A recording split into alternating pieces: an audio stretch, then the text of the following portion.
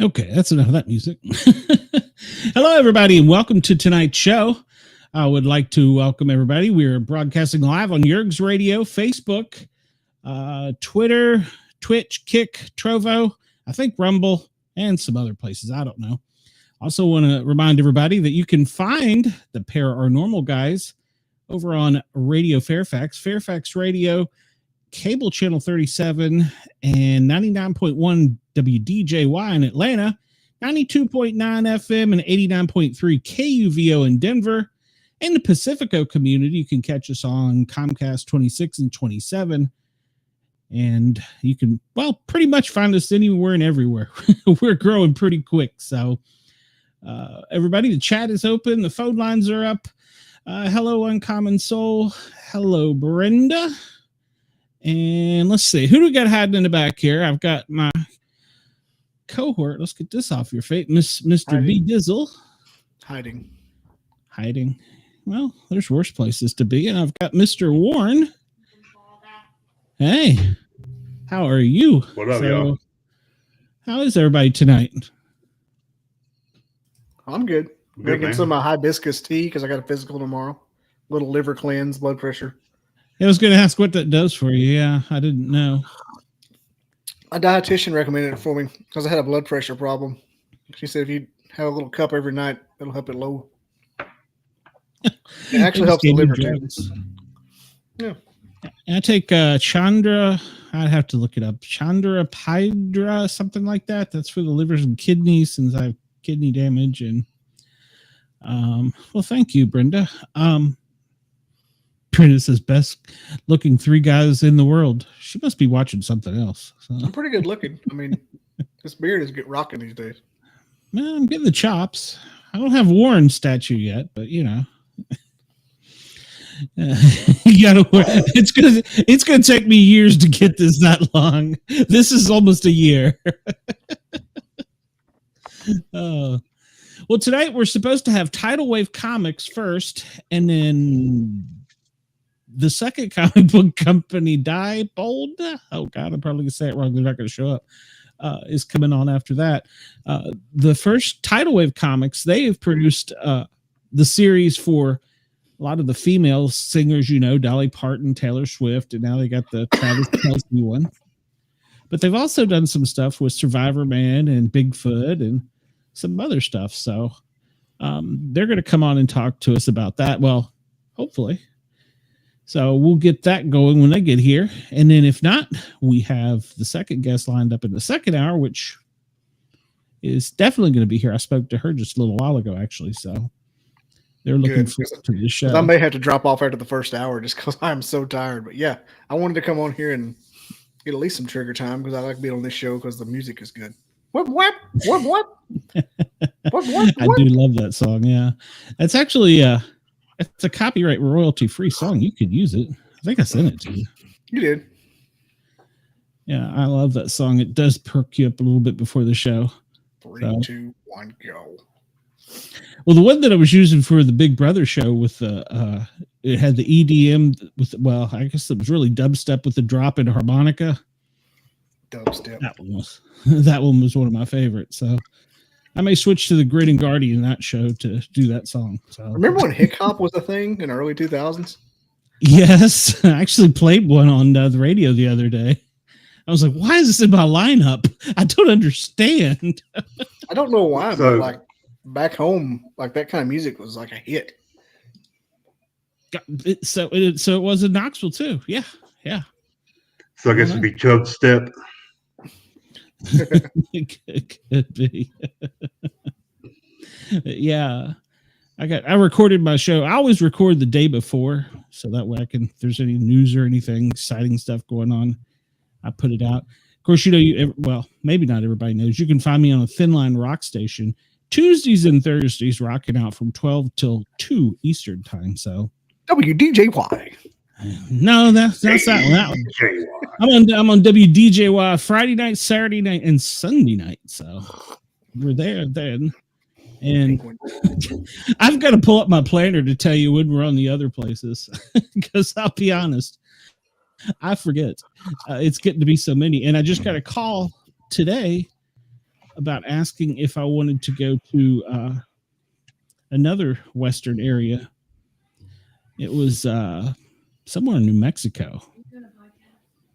Kind of, sort of. But yeah, so, and then another one in DC. So I do kind of like the idea, though. Go ahead. Chub step.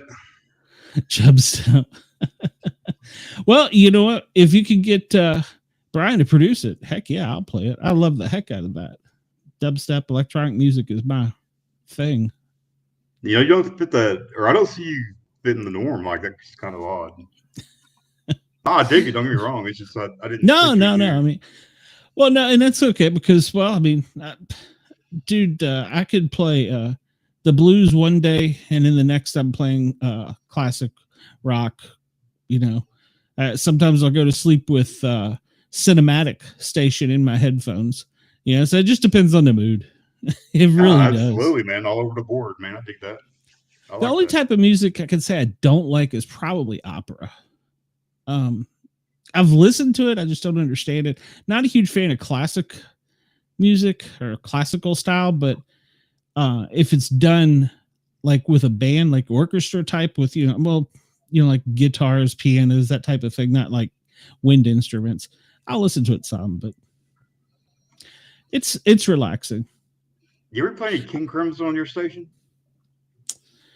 I haven't seen him come up in my lineup yet, but heck, shoot me a request and I'll try and get it on there. So the program director there is pretty dang awesome. He was looking for, after I made a joke on the air, apparently some other people on another show made a comment about it. C.W. McCoy Convoy, or C.W. McCall Convoy. You just have to Google it. It's an old country and western song. It's back around Smokey and the was it Smokey and the Bear with Burt Reynolds? Is back in that era style. Smokey the Bandit. No, the Bear was the truck driving TV show, wasn't it? Oh, that's kind BJ and the Bear. BJ and the Bear. That's who. Yeah. Oh, Uncommon Soul wants to know she can cut in. Absolutely. Come on in. You can cut in. Absolutely. I mean, it's a free country. It's a free world. So yeah. So I'm always listening. It just depends on what I'm in the mood for. I got that pillowcase speaker now. Bluetooth. That's nice. Put on sleep timer. Yeah. Much better. Yeah. Well, Brian's like way into opera music. He was actually on I can't remember what year it was, the Tulsa Opry is part of that. So his playlist can be it's interesting. Our musical tastes kind of clash with each other. There's really not much I don't like. I got on a kick when my friend had the band in Knoxville. They did rockabilly. Sorry about that. I love rockabilly. Oh, you're good. Yeah, I got a kick on that for a while, and I just couldn't stop. I was like finding stuff that was like obscure. So I ended up haphazardly at an Unknown Henson concert once. Well, how was it? It was weird. It was after I'd started. Well, I can't remember what year it was. It was probably around 2010, 2011. It was right when I started to be where I wanted to go to bed instead of do anything else. A couple years into working professionally, and it was like on a Thursday night, I think. I had to be at work the next day. I'm just like, what are we doing? It is 10 o'clock and I'm still out. Yeah. You know who he is, don't you? The guy that voiced Early Kyler on the Squidbillies? Yeah. Yeah. Play off the trail.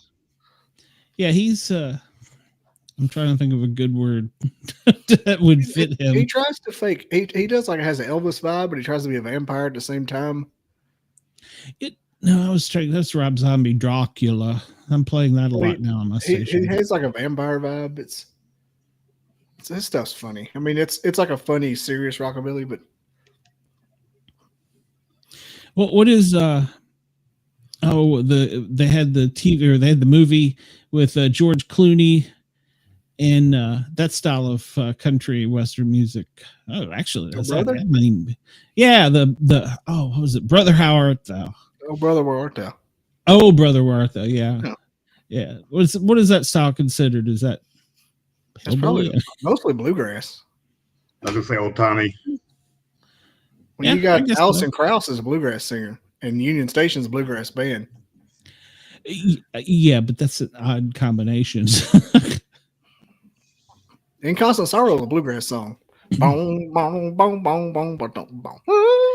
and a lot of the places will play covers of stuff like that. And matter of fact, we just played a cover on the station the other day, and it was Billie Jean, Michael Jackson's song. It was a blues version. I'm like, is this the same song? I mean, this is like a 3/4 beat, and it's just drawn out. But it was good. It was good. So my new favorite show, Fargo, is a Coen Brothers show, because the original Fargo was a Coen Brothers movie, and the soundtrack to Fargo is a lot of old Brothers songs and a lot of Big Lebowski songs that are set to like Southern rock and stuff. So I love it. I mean, like just replaying I'll just be replaying the soundtrack over. Go to sleep, little baby. Speaking of Southern rock, Leonard Skinner is protesting because they were denied entry into the Music Hall of Fame. So they've been dead for 40 years. Are they protesting like on Ghostbusters? Not all of them. They're all dead.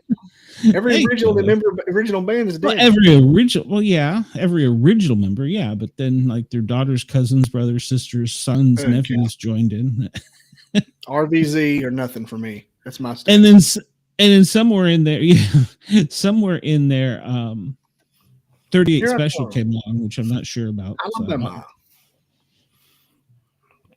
I played that the other day. So the original drummer, I think, died last year. I think. Last stuff I remember. Yeah, because I think the one that was on Facebook complaining was like the guitarist's son or something. I can't remember the relation. Yeah, you're right. They were rich to start with, and then they were just making money off of the family name or band name. So yeah, I mean, I don't fault them for keeping it going, but I've never been to a Leonard Skinner concert, and they used to play Alabama and Homecoming and stuff all the time. And I'm like, I'm not going to that.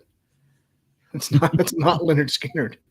I went to 38 Special way back in the 80s, but probably I've been to the front row. I've been to the front row on Charlie Daniels concert before. Oh God, but that was great. Yeah, it's at the barbecue festival downtown here. Oh, okay. And Waylon Jennings, his son, Shooter Jennings, he's got some good stuff out. We're playing one of his newest releases today. He's got that Busted in Brainerd County. Busted. Yep. That was on the Dukes of Hazzard soundtrack. Yep, exactly. From the movie. You were listening to Hank 3? Oh, yeah. Dude, I got the whole... Oh, you kidding me? I might get drunk and rob a bank. That's well, I'll be... He's probably got everything. I got those CDs of Hank 3, buddy. I love Sheldon Williams. He is a god to me. Oh, look at that. We're bonding. Hank 3? Yeah. I go all day. Sportcat, Hank 3? Here at night. I toss and I turn. Occasionally. Ow, my heart yearns. I'm more prone to crazy country roll. Well, my dad was a country and western DJ, so I had all the old classic stuff growing up. So I still got 45s and 78s in mom's attic with WXRA, the radio station logo on it. So really, I like when Hank III was doing the narration for that Jessica White documentary. I don't remember that on Netflix. Yeah, The Wild Wonderful Whites of West Virginia. Hank III is like the narrator to it, and he plays the songs. Oh, really? Oh, wow. It is an incredible train wreck. He takes that. It wouldn't be the Bloodline if you didn't wreck it. No, he takes that. He doesn't. One of the guys on it has a pill bottle full of Vicodin or something. Starts shaking it. He goes, "You hear that? That's a Boone County mating call." That's the best. Yes, that common still Deadpool. I haven't seen it yet. It's called Wild Wonderful Whites of West Virginia. Yeah. Hank the Third is the main character or balladeer. Aside from doing drive-by sports and news, I have not watched a TV show. I'm so behind in Disney. I'm so behind on Netflix. I was looking at my account the other day, and I'm having like Apple come out and Netflix and ESPN and all this other stuff. I'm like, I never watch TV. Why do I have this? Isn't Deadpool a comic book character from Uncommon Soul? Well, yes, he is. Marvel Universe. Yes, it is the Marvel Universe. He's got a movie coming out soon. So where's the wait. Wolverine? I don't know. I sent the link. Let me see if I. Let's see if I have. Correct. We're on tonight. I'm in the room, but no one's here. Well, has he been waiting? He says he's in the room and nobody's there, but I'll send him the link again. I don't know. You know what? This is why I don't like sending the link before. A lot of people. It happens to me a lot. I end up in the background. You were cussing my name the other night. I'm like, I'm right here. Well, that was different. I wasn't even looking at the screen, so that was a little different. Shoot my car if it don't crank. Yeah, no, nobody's queued in the backstage. So get in Mr. Naya's pants. In April, I'm considering Restream. I'm seriously considering Restream. So, of course, now my feed will probably get killed that I said that. Well, now that I've gone to more of a post-production format, I'm going to get Riverside.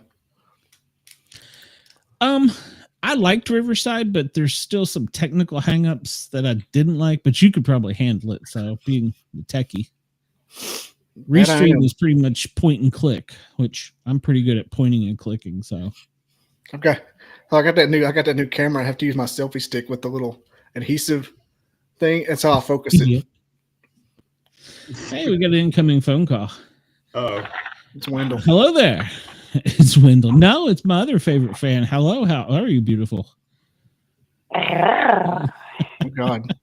Make you go away. How are you? Doing good. It's Kevin Stallings. Yeah, it's the one only Uncommon Soul. Wait. How are you guys? I'm doing great. Is this free? Bobby? I'm good. Should I put quarters in or something? No, she called us. Oh no. That. Okay, hold on a minute, Uncommon Soul. Michael is joining the room here. Hey, Michael. Let me move this. Was the link different than the one I sent you? I don't know. I sat there and listened to you for a while, though. I'm so sorry. Nah, no worries. Hey, what am I doing? Watching Netflix? I don't know. Watching Bobby Dizzle sing Hank the Third. That's got to be a low for everyone. I did feel like I needed a drink after that, so I guess it's fine. It worked, bro. Good job, man. All right. So Michael, tell us a little bit about yourself. We just start the show off totally wrong tonight. We're singing old country western. I don't even know what we're songs, talking about. music. I'm having herbal tea. What the world? So tell us a little bit about yourself. Of course, I know all about what's going on and how you are and everything, but a lot of my fan base probably doesn't know a lot about your work. I'm hoping to change that. Oh. Well, I don't even know where to start. By day, I work at Missouri State University running tutoring programming and teaching honors college students how to write. But by night, I write comic books for a company called Tidal and a couple others.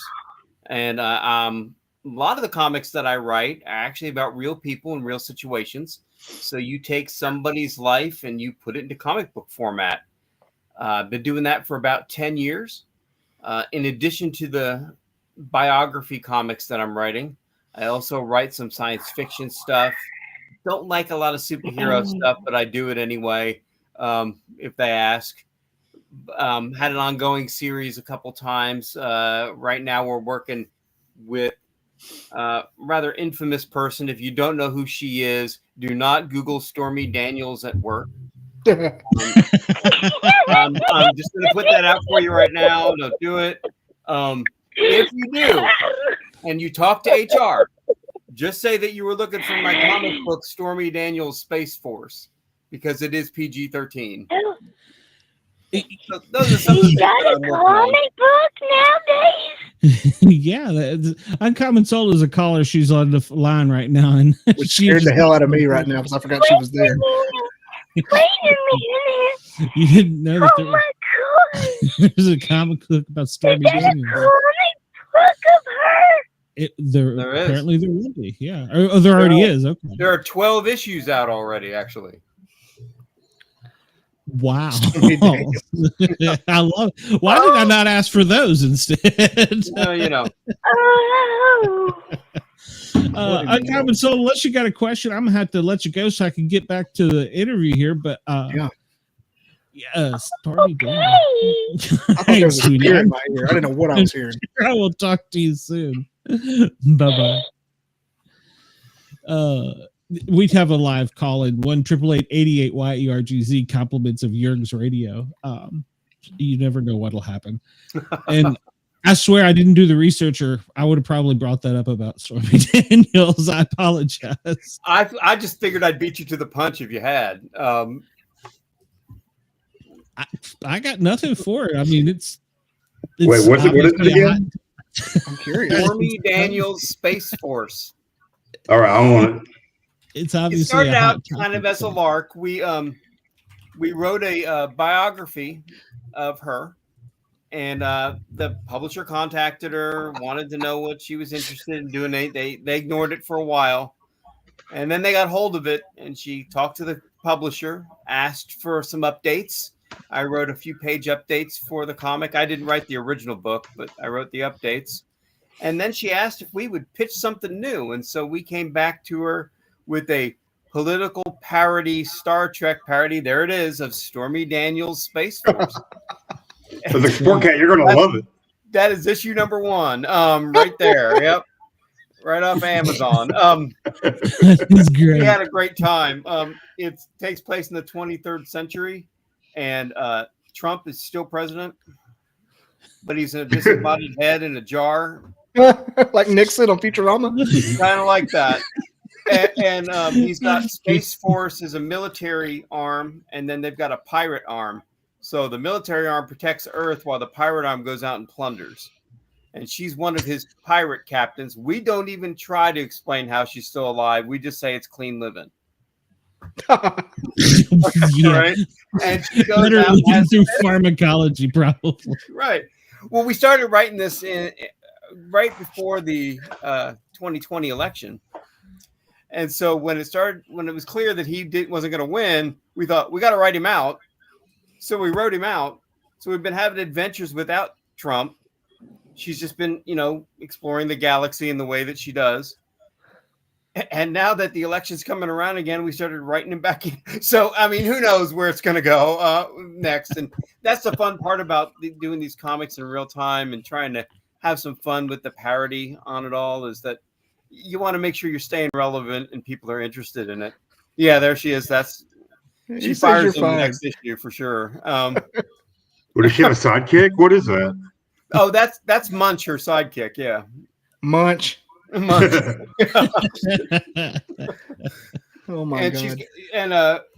She's also we've kind of established that her career took a different turn later in her life, and she became governor of Louisiana for a while, and then that's where she's from. And then something happened and we don't explain, and now she's in the 23rd century and kind of making her mark. So that's what the comic's been about. It's more comedy than I'm used to writing, and some parody. Early on, we had a co-writer, Daniel Shade. He is he was on Naked and Afraid.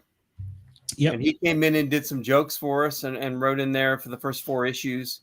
And then issues 5 and 6, the publisher and I kind of did together. And then I started to branch off on my own as writing it. So having a writing team was kind of different for me. But in the end, we've been pretty proud of the book and really been happy that she's been, promoting it on her Twitter feed and on her pages and things. That's great. If you go to her merch store, she'll actually sign copies for you. So Pretty cool. That's awesome. Yeah, it's a weird gig being a comic writer who's also freelance because I never know what my publisher's going to call me with next. Well, I would have never seen the Stormy Daniels one coming. Right, I didn't either. Well, Andrew Shade, who helped write it, the first 4 issues, he was a lot of fun to work with. Pretty funny guy. And then after he left, I kind of refocused the book a little bit more on the Star Trek. I leaned more into making fun of the old Star Trek episodes and having a good time with that. One of my gigs locally here in Missouri was writing a live staged parody of Star Trek episodes.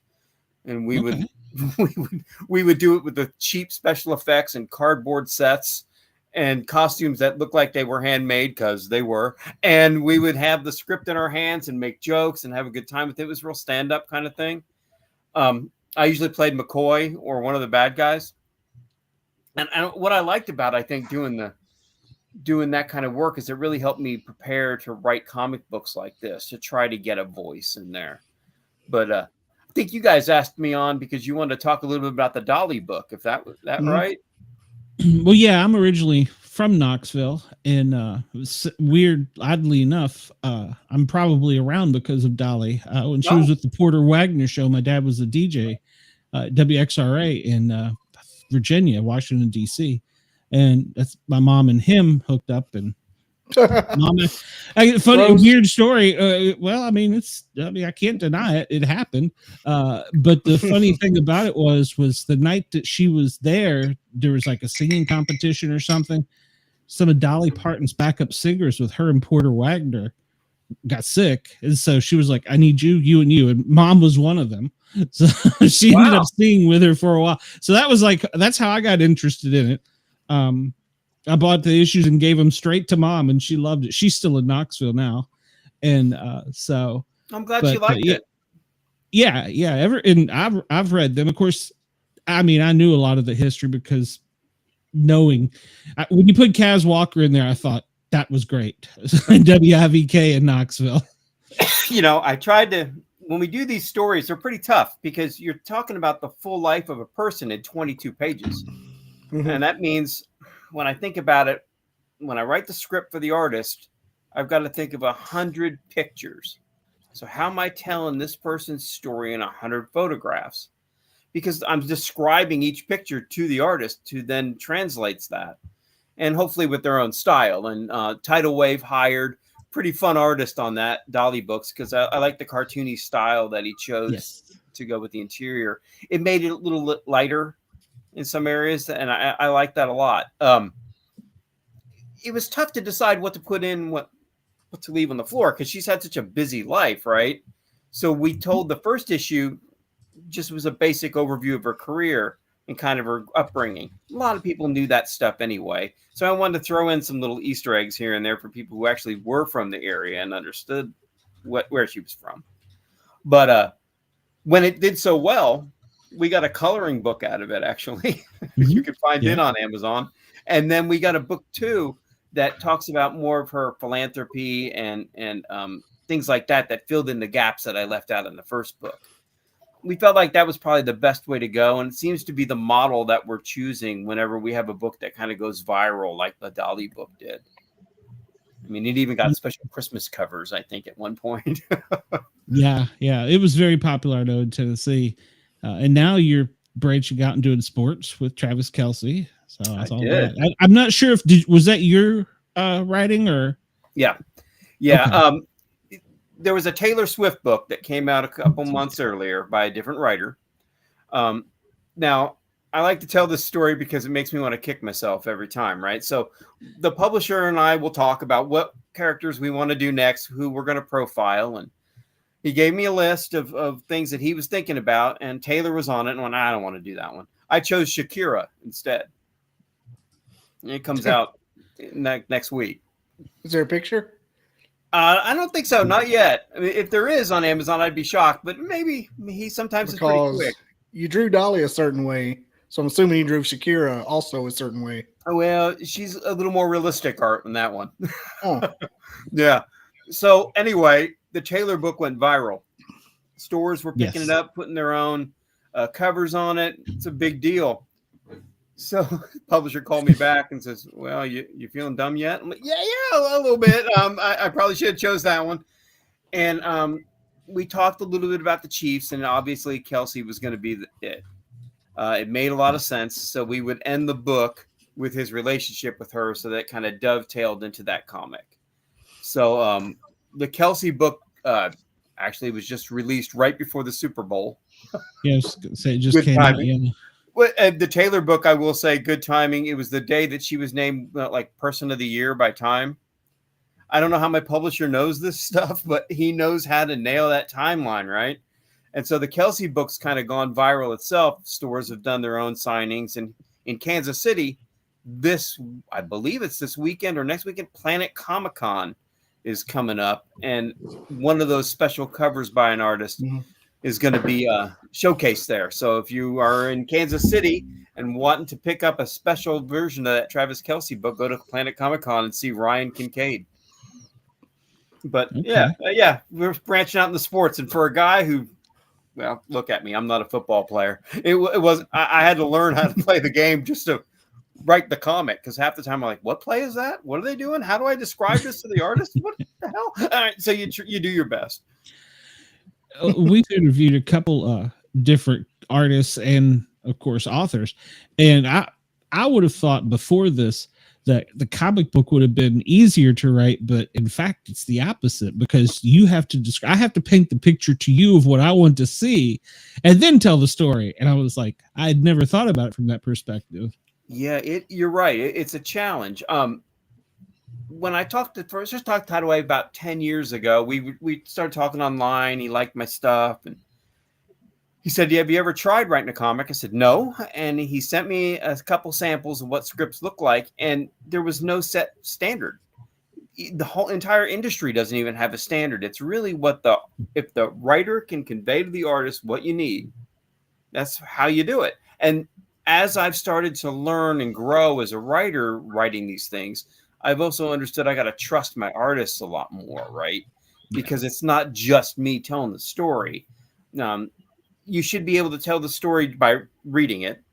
But then what if we took all the words out? The story still should flow because of the art.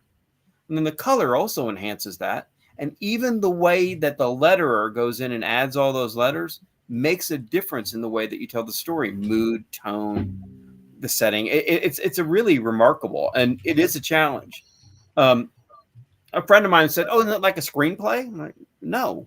Screenplays have motion and movement, and comic books are static pictures that you have to describe. And so there's a kind of a shorthand when you read it from one panel to the next, something has occurred, movement has happened, and you've got to be able to convey that in the story. It was a trick, I tell you, and it took a little bit to learn how to do it.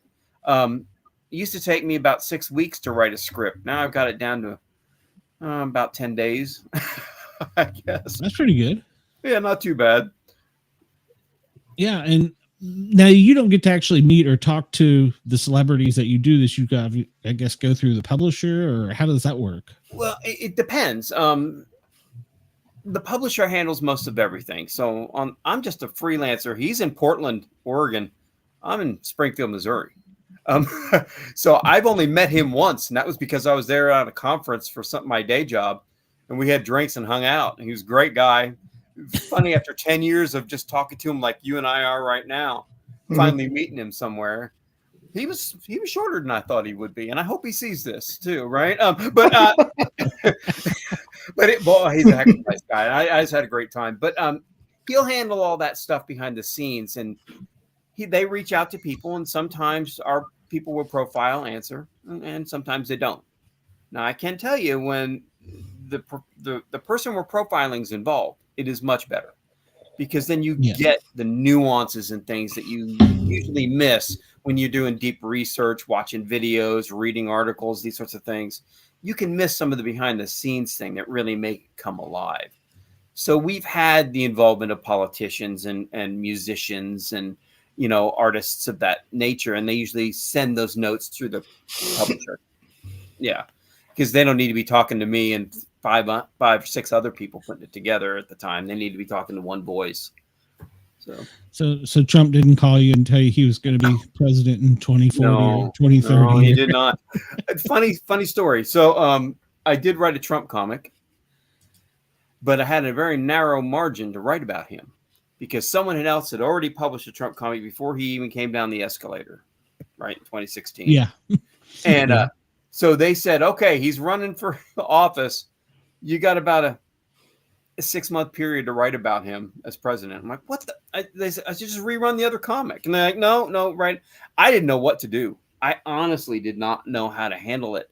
6 months, and usually I'm telling a full life. And what I did was I ended up talking about some generic guy in the Midwest that goes to a Trump rally that gets out of hand. Why would you vote for this guy when he's a New Yorker and you're in Kansas City? What would you do that for? And I explored this guy's life, his ups and downs, and the listening to talk radio and trying to understand it. His neighbor's a Bernie supporter. I had a lot of fun kind of playing with these ideas, these tropes. And then at the end, I predicted he'd win. Well, I got a call the next day from major news outlets calling my office at the university going, how did you know that? And I said, the story just went there. I didn't. It really wasn't the point of the book. The point of the book was just to explore, some of his rhetoric and why this was resonating at the time. And then everybody wants to pin me down. I'm like, look, I work at a university. I'd really not like to talk about my politics. It's really not important to the story. We're talking about these characters. So, I take on the jobs where I think the characters are going to be interesting. I like writing about people who have worked hard to get where they are. Like, sure. Well, I mean, the Shakira book that's coming out soon. I was really happy with that because, she started out with nothing and really worked hard to get where she was. People like that, politicians who maybe started out. I wrote two Elizabeth Warren comics. Oddly enough, she was a school teacher before. Where does this from here to here? I really was fascinated by that. So that becomes the story. And, I kind of like those types of things better than I like, well, I'm already rich. I'm already set. Now I'm just doing other things. Not interesting to me. Not interesting at all. That's why I think the Kelsey book resonated for me, is because I started out the comic book when he got cut from his team in Ohio. Yeah. And then I backtrack. And, here's a guy that well, he's a little bit of a party guy and having a lot of fun and not really thinking about, what the future might be. And has to have his big brother come in and go, all right, look, knock it off. You got to start buckling down.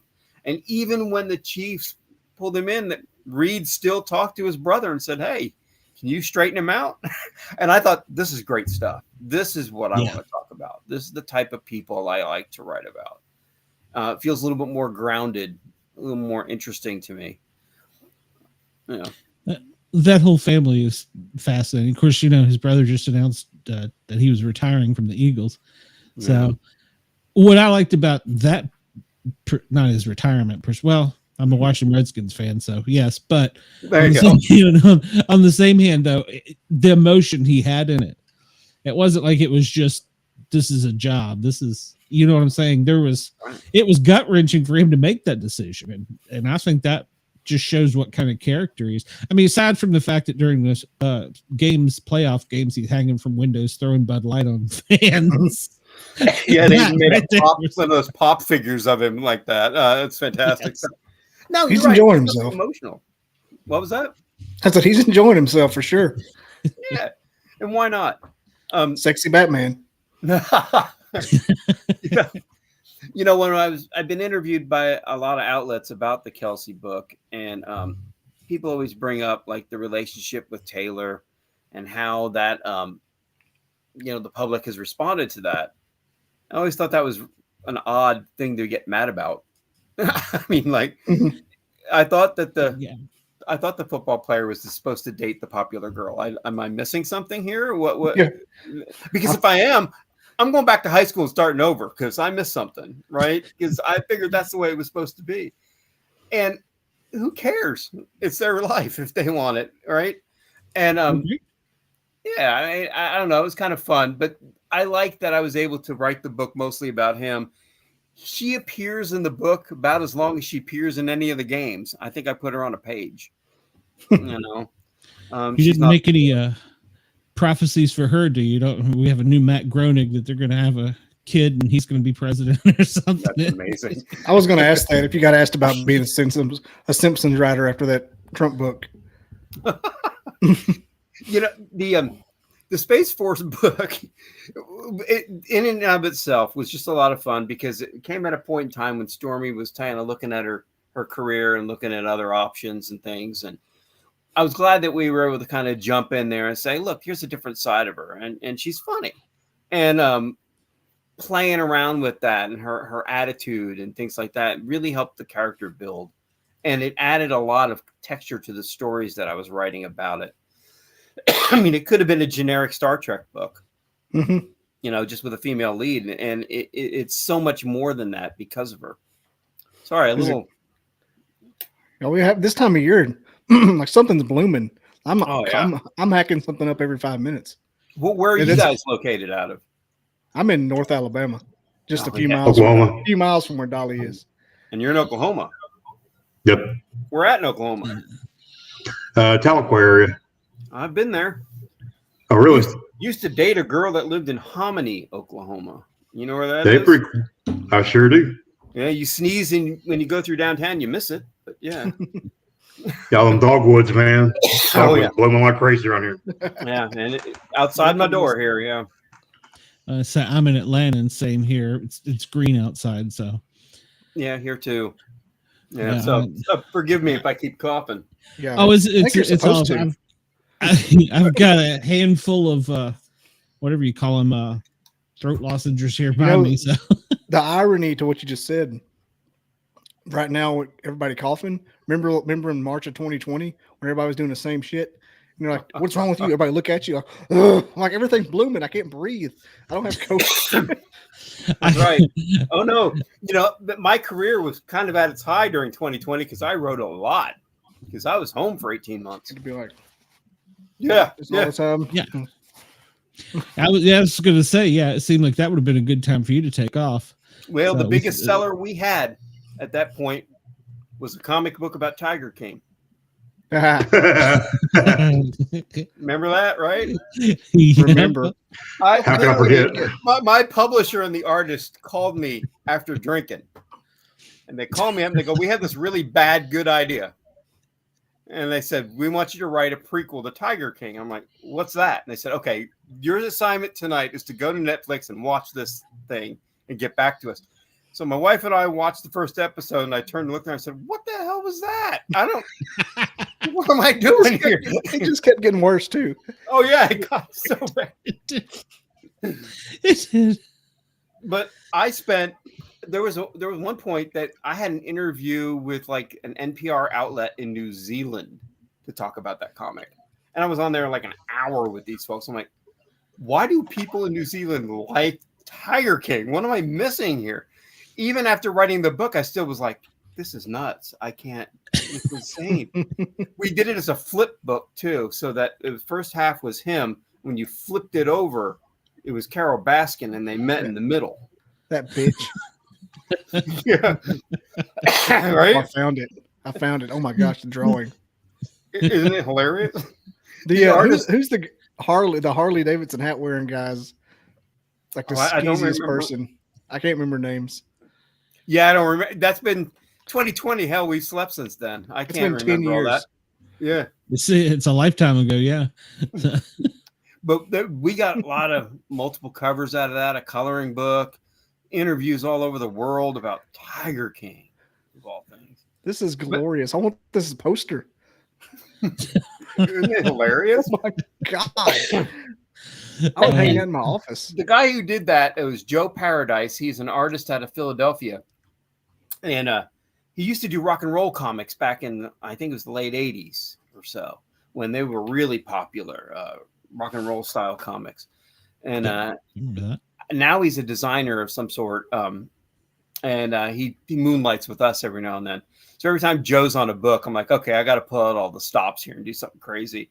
Because, hell, he pitched after drinking a Tiger King book to me. I got to do something for him, But he's the one who also originally wrote the bio of Stormy Daniels, and on the cover of that bio, she was spanking Trump with a magazine. So he doesn't pull any punches, and he's a lot of fun to work with. He's crazy. It sounds like I it. love it. Yeah. Did you ever get love any? I don't want to circle back any too much, but I was going to ask if you ever heard about the Barron Trump book, where it's called Barron's Big Adventure, and it's basically it's from the 1800s, but it's about Barron who follows a guy named Don who becomes the last president of the United States.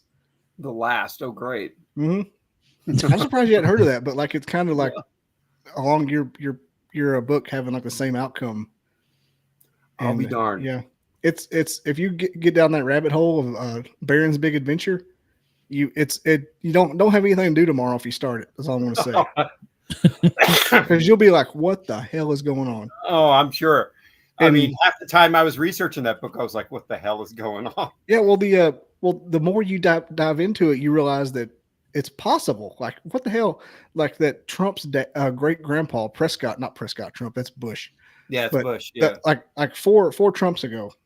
Yeah, that was 4 Trumps ago, motherfucker. 7 Trumps ago. Yeah, knew Nikola Tesla and got a hold of some of his documents. Yeah, now you're listening. So yeah, you got my attention. Yeah, I'm gonna have to check that out. Barron's Big Adventure, man. It is a rabbit hole. I just do it on TikTok so you can take it in little clips. Don't do it on YouTube, but that's 2 days. Yeah. It's you have people who swear that Trump's a time traveler. So when you said his head was in a glass jar, I was like, oh, this is great. When you said talk about you just haphazardly put the name one, it kind of reminded me of that book. Oh, some of the stuff it said, you're like, man, that's just too close to comfort. That's fascinating. All right, I'm afraid I'm going to go down a rabbit hole tomorrow. Just do it. I mean, why not? What else you got Blame to do? BobbyDizzle.com when you do. Right? Like, comment, and subscribe. Yeah. Well, we always have the paranormal stuff too. So have you done anything with that? Well, kind of. I wrote a book called Bender about the famous serial killer family from Southeast Kansas, the Bender family. It's my first really big graphic novel.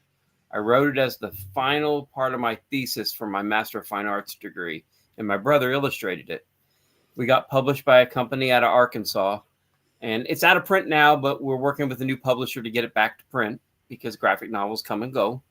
And if you don't know anything about the family was operating about the same time as Little House on the Prairie. So they're on the Osage Trail. And when travelers would come down on their way to California for the gold rush, they had a beautiful woman standing out in front of this building, and she was the lure. And if a young man would stop for the night, they said it's a bed and breakfast, right? 1-room shack kind of thing. Got the bed in the corner. She's cooking. She's beautiful. She would question him. Are you traveling alone? What you doing? Your family looking for you? What's going on? And once she was satisfied, she'd sit him down at a table, and behind him was a tarp. You couldn't see behind him. He always assumed it was probably a storage area that they didn't want people to see. But really what was behind the tarp was either her brother or her father. Now, there's some debate whether they were actually related or just called each other that when they moved to the area. And when she gave the signal, one of them would smash his skull through the tarp with a giant hammer. They would dump his body below the shack. Back then, you wouldn't build a basement, but they had a crawl space down there with a limestone slab that they shipped in. And they dumped the body. And in the cover of darkness, she would go down there, draw runes on the slab to trap the soul. Then they'd rob the body, take everything of value, and they take the body and they buried it in the garden. And they fed travelers with the food they grew in the garden from the bodies that they were buried. Now, how many did they kill? We don't know. There's a lot of local legend in the Southeast Kansas about how many. And once their crimes were kind of exposed, they disappeared, the entire family. And there's a lot of local lore about what happened to them. And you could tell all kinds of stories. Some of them say that they all escaped. In fact, there were even newspaper clippings of Ma and Kate, the young lady, going north and becoming like, they would trap rich people, and, she would marry them, then kill them. And she was on trial, but she even said she was, but no one could prove it was really her. Her brother, there was a crazy story about him taking a hot air balloon out of California to get to Mexico and crash into the ocean. One of the more popular myths was that the dad and son fled to the Ozarks and the Bald Knobbers got him, which is a local band of renegades in the area at the time. But it was more likely than not that the sheriff, the marshal who hunted them down, his brother was killed by them, and his niece. The brother was a doctor. Niece was young. Mom had just died, and they were traveling. They stopped at the Bender Inn, and reports say that they killed him and buried her alive on top of him. Of course, no one knew. So when the marshal came calling, obviously he's going to stop at the only stop along the road. He starts to suspect her, but he leaves. Now, the local story says that they immediately suspected that these guys were coming back for him, and this marshal wasn't going to arrest any of them. So they get in their wagon and they take off. But they catch up to him, kill them all, and bury them out in a field somewhere. Now, the only evidence that they had was a wagon that could have been theirs that was shot to hell. But what was the paranormal part about that, of course, is, she pitched herself as a witch doctor. She pitched herself as talking to spirits. Anything that she could do to make money and lure people to the inn, she did. If you've never heard of the Bender family, or it's more popular called the Bloody Benders, you should check it out. The first time I heard about them is when my family moved to Cherryvale, Kansas, and when I was in 4th grade, and my 4th grade teacher told me about her because she knew I was a little lonely, because I had just come from New Jersey where everything was busy to this tiny little town in Kansas. And she said, just down the road from where you live was the Bender Inn. And I got excited about that. So years later, I actually got to explore their story. I think the paranormal part was really fascinating to me too, is that as you start to explore Kate Bender's psychosis, she really started to believe her own stories, that she could cure people and talk to spirits and things. And she would do seances to scare residents and things, but it also kept them in mind, right? Because she became this kind of infamous figure in town. So she leveraged the paranormal in a way to make her a little bit more famous. And then those stories about her trapping souls in this slab and these sorts of things really kind of add a little mystery and little horror to the whole thing. I mean, bad enough that you're smashing people's heads in, but you're talking about at the same time as Little House on the Prairie. How do you justify that thought in your head when you see the popular myth of one thing and then you got something quite different happening? So yeah, I have delved into that. It's a little challenging to write about good paranormal stuff, because when I want to look at real stories and real situations, I want to get as much information as I can. And the paranormal just on the edge of what can you prove and what can't you prove. Yep. And that's the fun part, right? And that's where the imagination can go a little bit too far. And so a lot of cases, the stories about the Benders almost became myth in the area because of that sort of thing. And I'll give you a good example.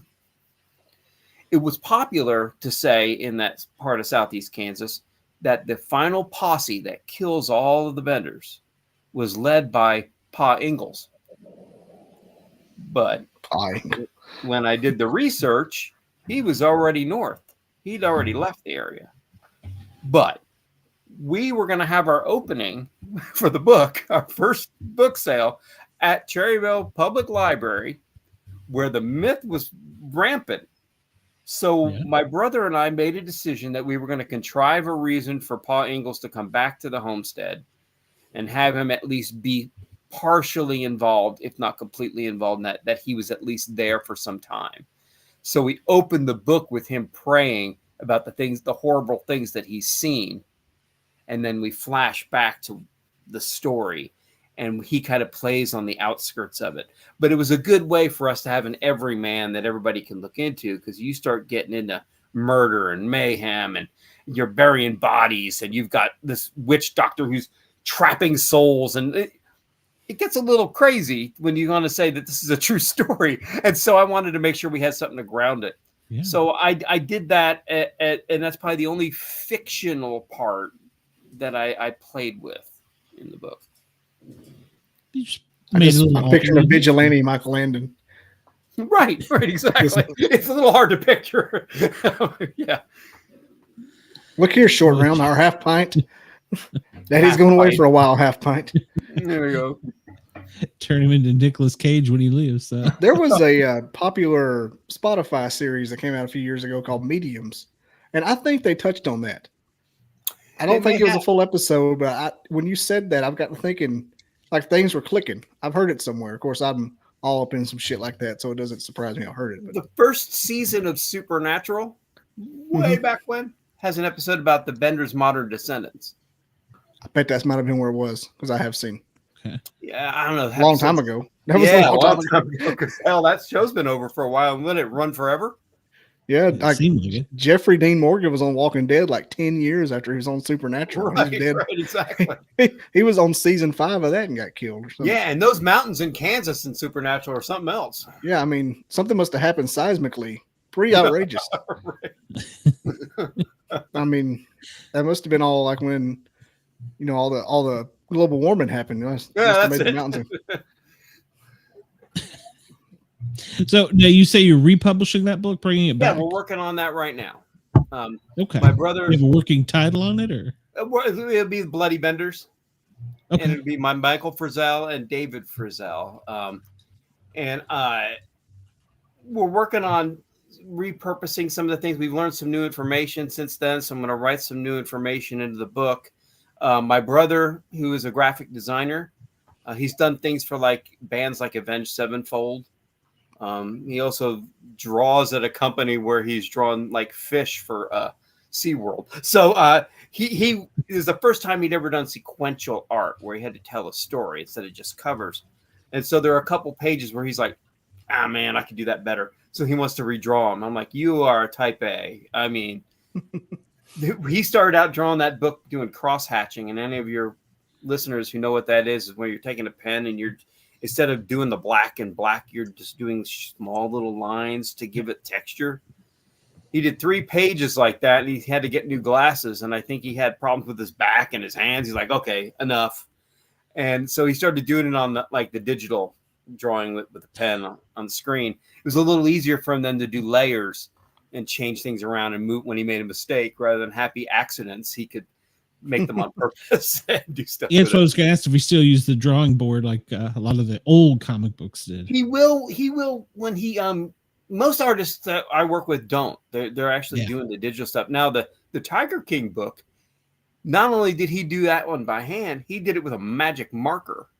Like he did it with old-fashioned markers. He wanted those thick lines to feel cartoony and caricature, like you were going to the county fair and getting your picture done. That's what he wanted it to look like.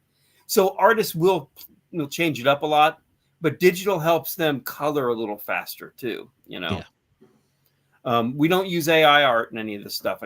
We don't do that. That's not good. I like the art. Yeah, that's kind of I'm in a bunch of comic book creative groups, and that's kind of like I don't even know what the proper bad word would be for it, but bad. Not good. I mean, it's like voodoo. Yeah, it's less than not good. So, right? Yeah. I mean, because that AI algorithm's taken from other artists and putting something together that looks good, except it's got an extra finger or something. Something weird going on. Always 7 fingers. Right? It's so weird. You should see when I put in like draw pictures of Bigfoot, what it comes up with. Like, I can't even imagine. There's always a gorilla.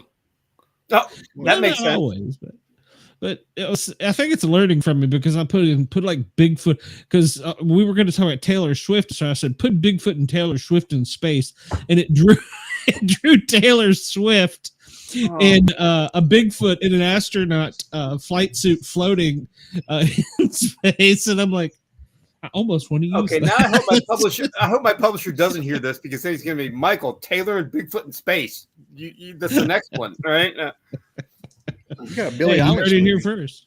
Billy What was Eilish that? book. Yes, I do. Hey, not for nothing, your Bender book's going for $200 on eBay. Yeah, because it's out of print right now, I guess. Yeah. Yeah. That book was. I've got probably 4 or 5 copies left. What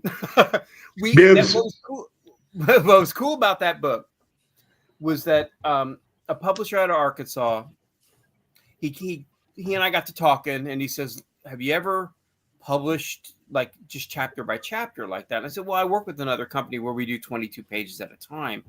He said, "Well, I want to pitch something to you." He said, "How about, to help you keep your brother on task to draw to a deadline, we publish each chapter in an issue of Saddlebag Dispatches, which was a Western themed magazine that they ran."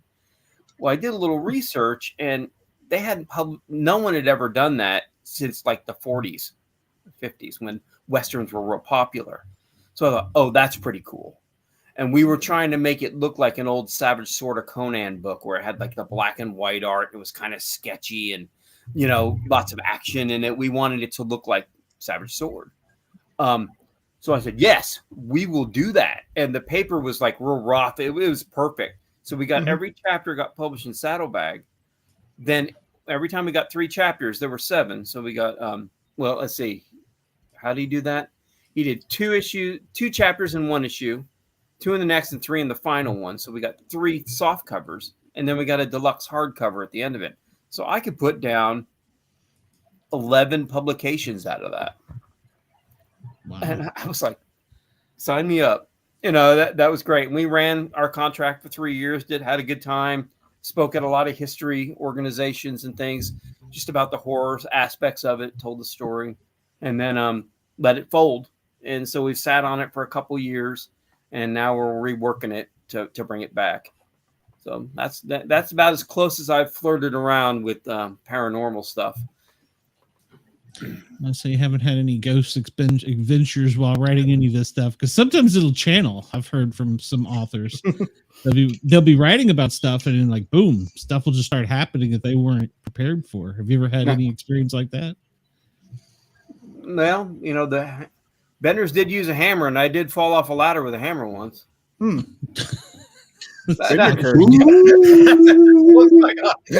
mean, no, nothing like that. Nah, I kind of was somebody who actually was creating this stuff, saw something like that. I'd really like that, right? But there was a famous writer, science fiction writer, Whitley Strieber. You know who that is? Mm-hmm. He wrote a horror film called Wolfen. Mm-hmm. The novel was great. Strieber actually claimed that he had seen UFOs, and so he wrote a lot about that. His career did not take off after that. No.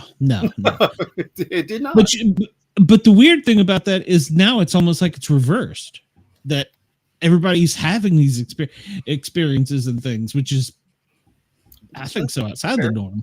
Yeah, no, that's fair.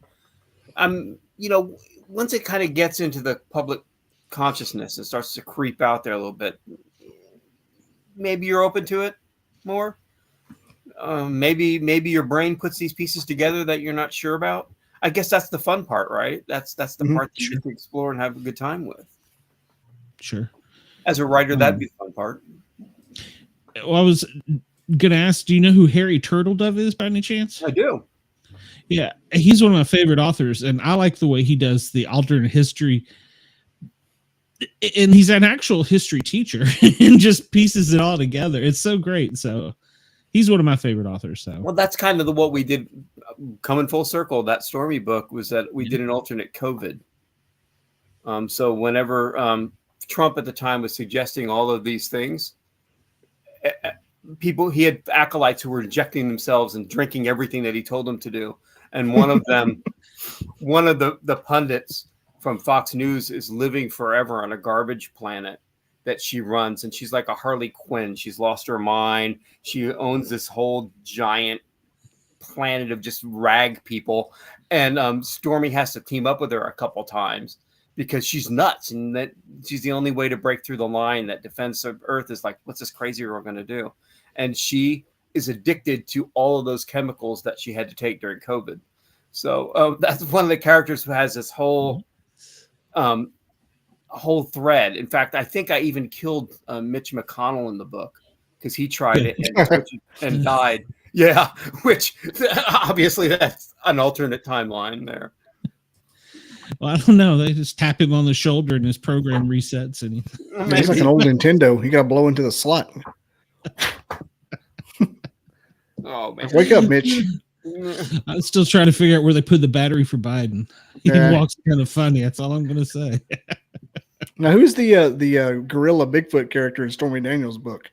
That's Dax. Das is modeled after one of her bodyguards, actually. And we just wanted to have an alien-looking character. So he's kind of the weapons master on the ship. And her bodyguard throughout the series. Her best friend, her confidant. Name is Das? Das, yeah. We haven't, it's DAS. We haven't really defined what his full name is yet because I'd like to have an issue where we explore his home planet. And it's some long, ridiculous thing that no one else could pronounce. So that's kind of what I'm going for. But we didn't do anything with him yet. That seems to be the alien trope, is if it's something crazy, you just call him like a syllable. Exactly. Or Roger. Exactly. But I also believe that was her bodyguard's like nickname. So we just went with it. Yeah. Let's see. We've got that character. Oh, later on we have Sinbad show up, like from the Seventh Voyage, but he's in the future with his own starship, and he becomes kind of a love interest.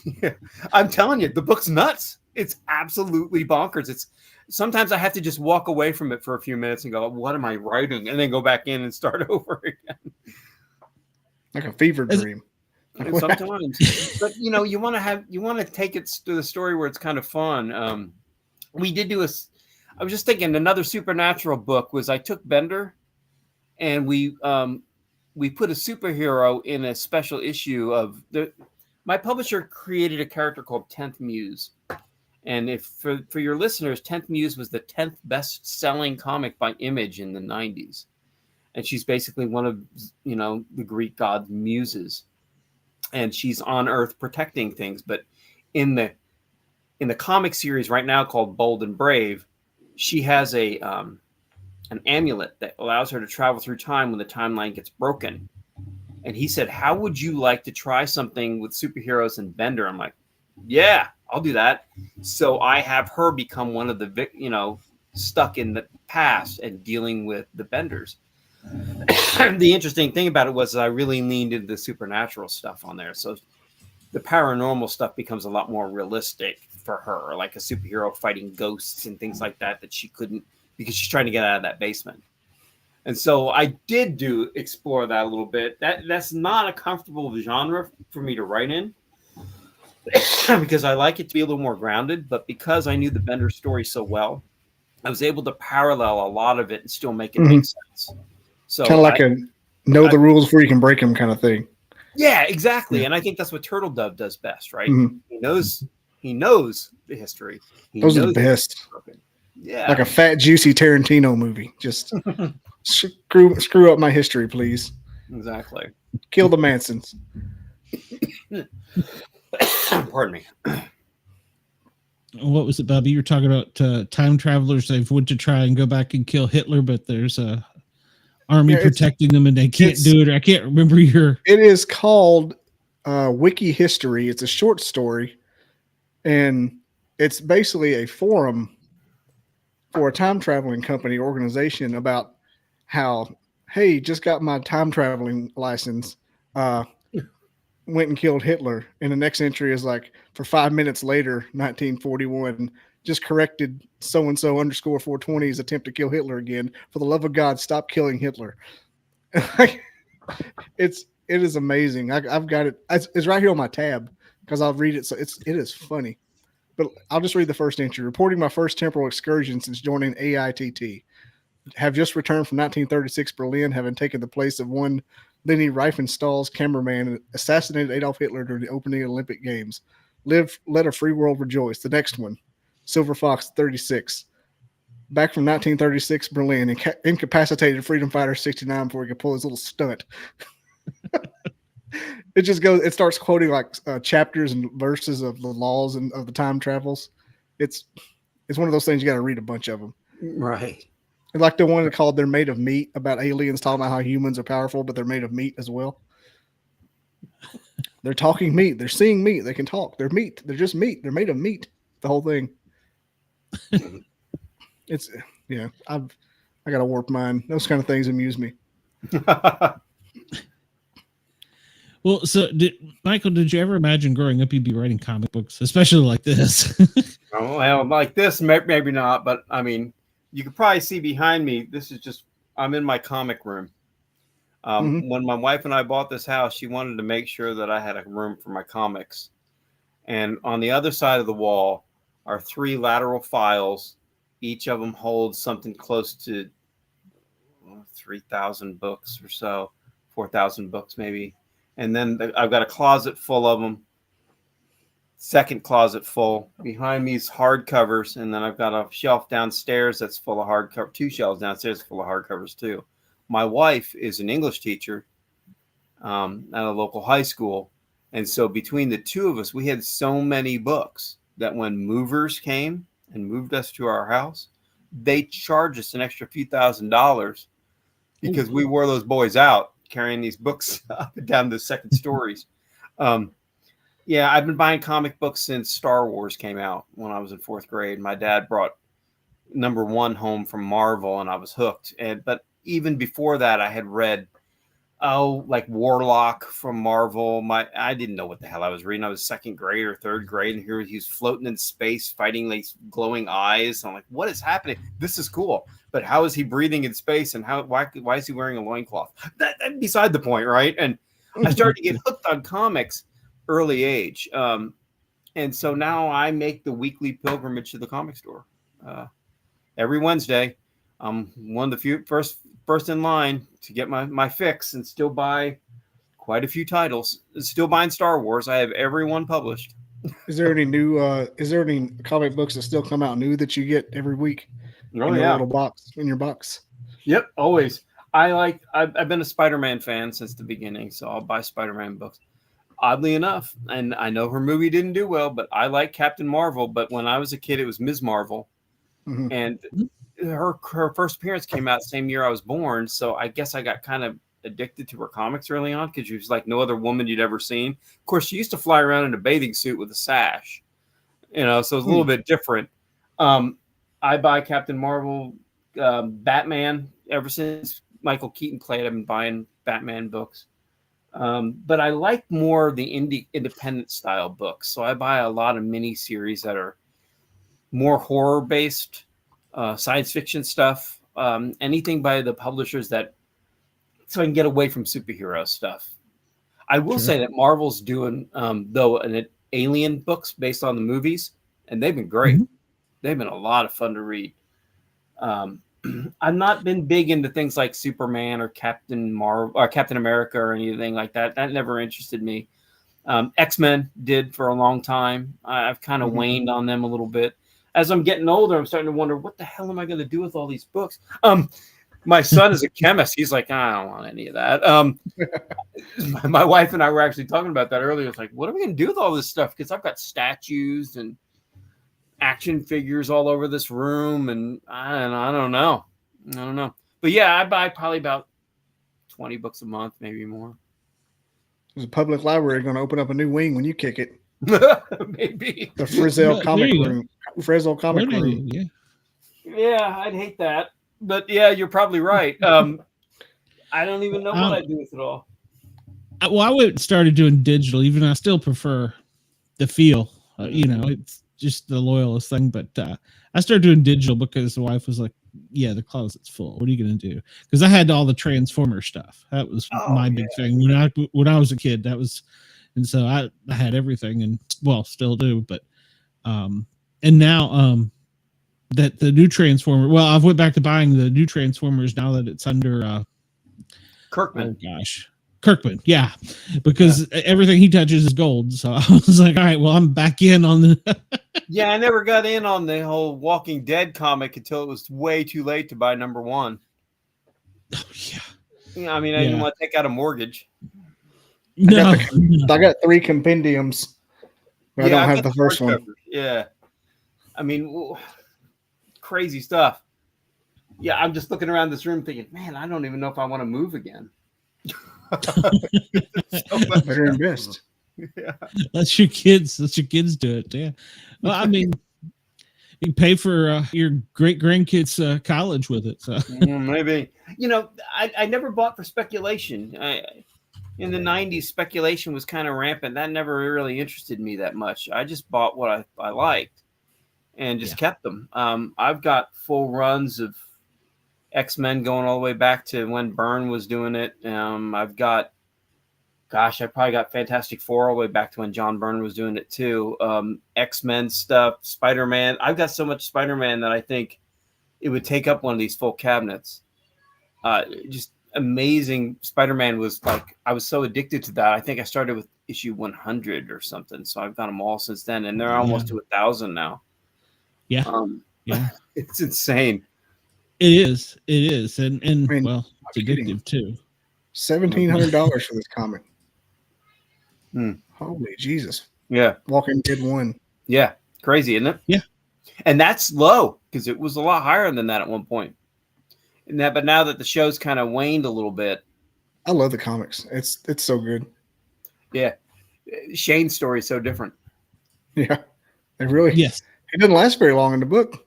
No. I got real frustrated with the TV show. My wife and I were avid watchers all the way up to the point till they killed Carl. Yeah. I'm like, all right, I'm losing interest here. And then when Rick left, I'm like, I'm done. Yeah. Yeah. I lasted until Princess showed up with the pink jacket. I haven't watched since then. Yeah. I don't even know. I know that they got a new one out with Rick in it. Thought about trying it, but I got other things to do. So. The main character of The Walking Dead is Carl, and they killed him off. Yeah. Like, what are you doing? He's going to axe Luke Skywalker next? Whoa, wait. Whoa. Slow down. Put the gun down.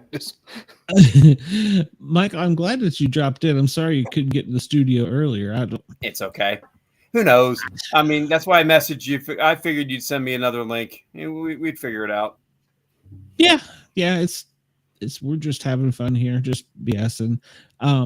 So where can everybody find your stuff? Do you have a website? Or? Yeah, just go to you can go to tidalwavecomics.com, or you could go to Amazon and put in Michael Frizell, 1 Z 2 L's, not like the woman with the magic school bus. She's got 2 Z's, right? It's Frizell.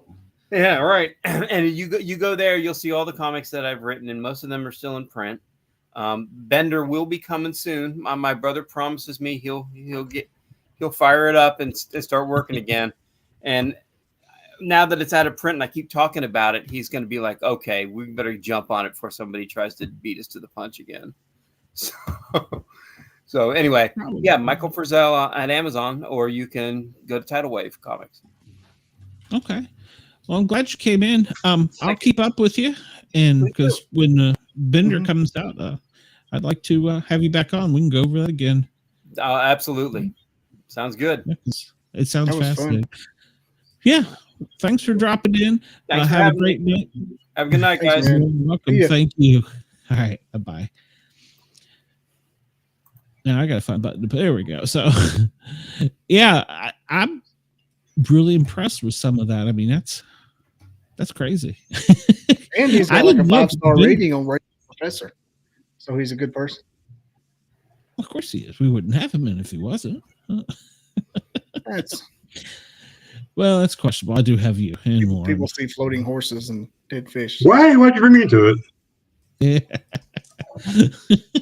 The quiet one. Why wouldn't I bring you into it? Yeah, they're getting right. What are you doing back there?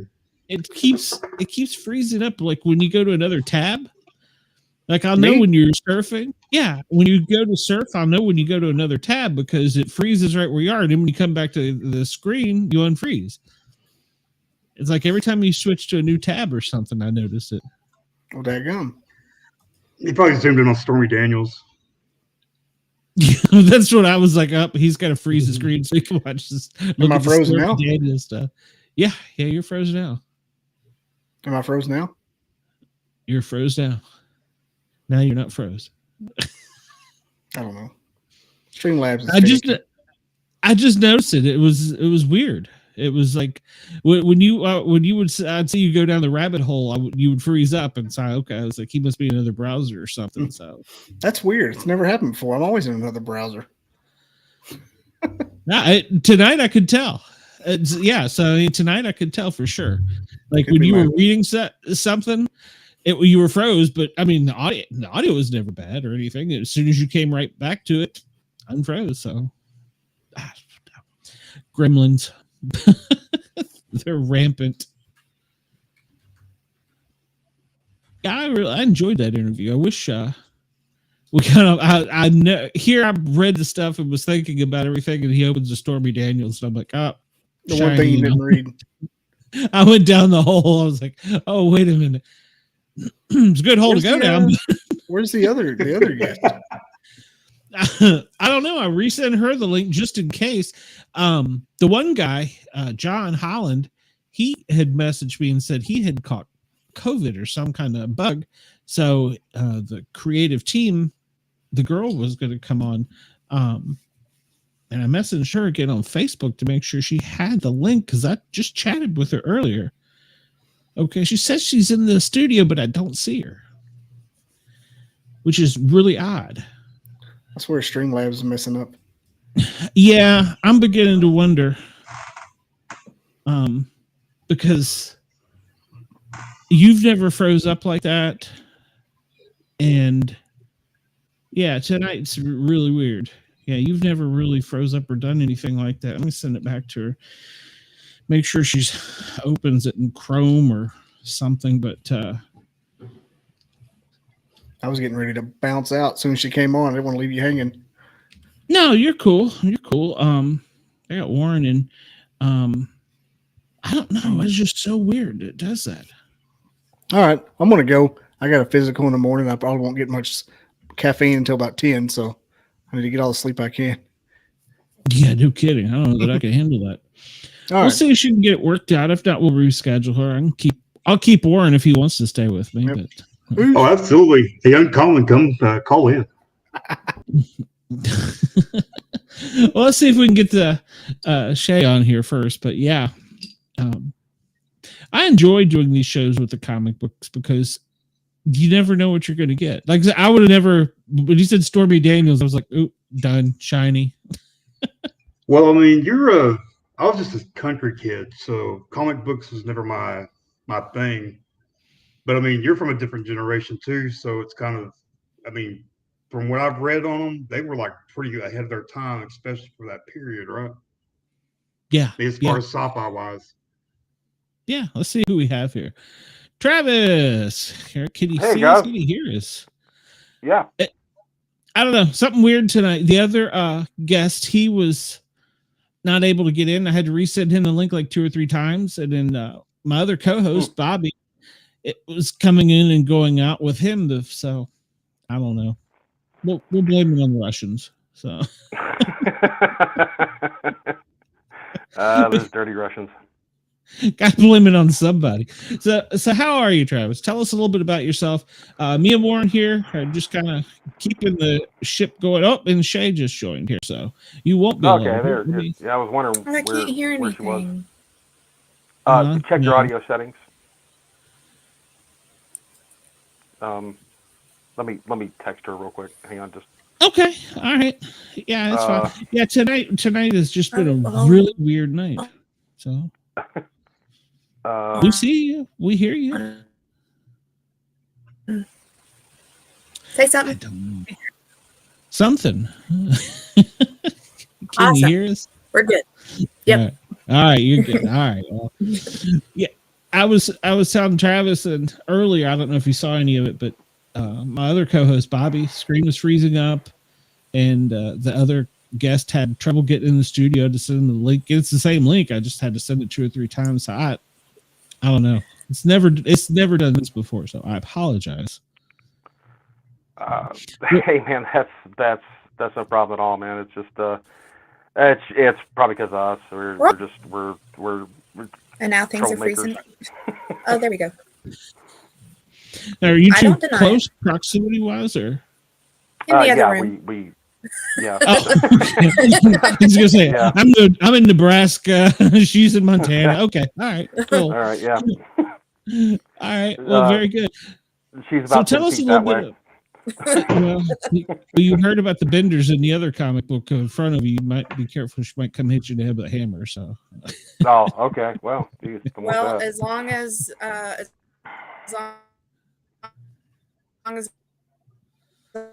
See here, her alibi's freezing up. Yeah, she's freezing up for some reason. yeah, it's freezing. We'll get it straightened out. Okay, babe. Yeah, you were like freezing up. Well, see, that's when she was telling her plot, so that was intentional. So. Okay, yeah. There you go. Yeah. Yeah. So what's going on, guys? Oh, we are trying to endure the gremlins tonight, but we were just talking to Michael Frizell, and he was telling us about some of his work. I don't know if you got to see any of it. I actually had him on to talk about he's doing the work with like the Swifts, the Dolly Partons, and the female group. And he opened with Stormy Daniels, and once he opened that rabbit hole, I was gone. I totally lost. Yeah. I've actually done some work for Tidal Wave. So yeah, I kind of know Michael and Darren. It's great guys. Yeah, I just didn't. I apparently didn't research anything about Stormy Daniels, and when he opened with that, I was like, "Yep, I'm done. I got to hear this in Space Force." And Trump's head in a mason jar in 2030, still running the USA or the world, or what. I was like, "Tell me more, please. Tell me more." Sure, yeah, absolutely, man. Yeah, I mean, I suppose that's one of the big pluses about doing this type of stuff, man. Is like all the crazy stories you get told. Yeah. No, what I was wanting to know was what was the comic the other gentleman that was with you all was talking about with the time travel and trying to go back in time and kill Hitler, and they had to keep redoing it so that he didn't do it. Oh, you're talking about Bobby. He is it's apparently it's a website. I'll have to ask him. And they go in and it's like an ongoing blog where somebody will put in, went back 20, 30 to try to kill him, and then somebody writes another story right behind it. Oh, so yeah. I was like, I got to check that out. Yeah, it sounds interesting. Yeah, well, because we've had people on here talk about time travel, and Bobby always brings that up as a joke. Goes, "Oh, we can't kill Hitler." And we're like, "What? Why can't you?" And then he'll come up with that. But yeah, go over. You can message him at bobbydizzle.com. He had to go early tonight, so otherwise, I'm sure he would love to tell you all about it. Tell us about your book. I talked to Shay earlier. I didn't really get a chance to talk to you, and so tell me about it. He's the one to tell you all about all that. Okay, all right. Yeah. Okay, either one. Okay, sure, yeah. Did John send you the link to the Kickstarter? Yes, he did. Yes. Okay, cool. So you kind of can see it and sort of know what I'm talking about. The book is called Death Reign Gehenna, and it's by myself. I'm penciling and inking it and co-plotting it, and John Holland is writing it, and Javi Lapera is coloring it, and Leo McGovern is lettering it, and Cheyenne here is she's the marketing behind it, and then Bradley Golden is editor. So that's our little team there, and it's like a return to like 90s Image Comics type of thing. Mm-hmm. I've always loved that. That's when I first got into comics, when I was like in high school, middle school, and I just, Tom McFarlane and Del Keown and Spawn and the Pit and Cyberforce and Mark Silvestri and all that. And it's I've always loved that stuff, and there's been a big absence of that for like a while, especially like in mainstream comics. So we just wanted to bring back like a big premium looking book that was just cool and fun. It takes place in this world called Gehenna, which is sort of like it's a Lovecraftian. Gehenna in the Bible is a word that's used for hell in the New Testament, and the world that we created is people are getting sucked up. Different people, different sections of the Earth and other planets and things are all getting pulled into this realm. It has really no time or no substance. The buildings are possessed, and it's just an evil place. And we follow our heroes, Jericho Black, Allison, and Steve, the Apocalypse of the Death Machine of the Apocalypse. Death Machine of the Apocalypse. As they try to just like find out what exactly is going on, find the big bad that's doing all this while protecting some people that come in are brought in by. There's this big Cthulhu Lovecraftian demon that's sort of the big bad behind all this, and he's bringing in some people. You kind of have a choice when you get there. You can join with him, or you can be one of the survivors. So it's sort of like a bit of like a Walking Dead type of thing, where there's like cities and things that they've built where they've cordoned off, and survivors are safe there. And it's Jericho and his team's job to go out and find them and separate like the good from the bad and bring the good into these survivor camps and root out the bad. And like I said, try to figure out what exactly is going on here, because nobody really knows for sure. All the characters kind of have troubled pasts. Jericho specifically, like nobody really knows what his past is. It's tied to some medieval stuff, because in Gehenna, time doesn't really exist, right? And it's always shifting and moving, and you can walk through one door inside of a house and just go to another room, and you can walk through a second door and come out on a World War I battlefield. And it's the world is constantly changing and shifting and moving. And it's just really a platform that we can tell any type of story from any time frame.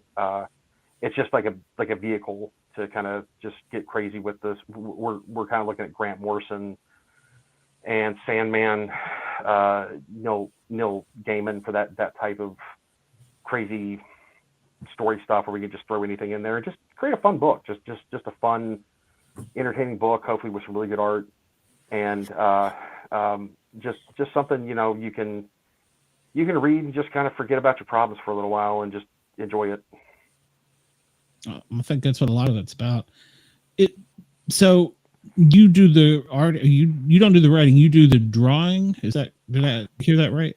Or you do both? Yeah. I do all the line work, the pencils and inks. Okay. And I co-plot it along with John. John actually sits down and writes it, but I kind of like give him a direction to kind of go in, and then John sits down and like fleshes that out into like a full story. Okay.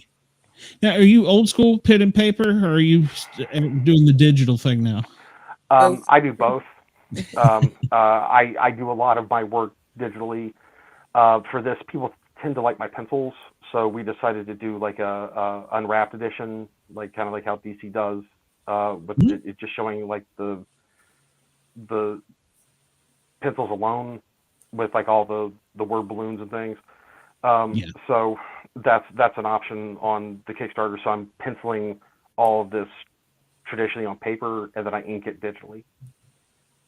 Okay, that's cool. Yeah, I always ask because as a kid I was given I can't remember the issue number. Well, actually, Spectacular Spider-Man 176.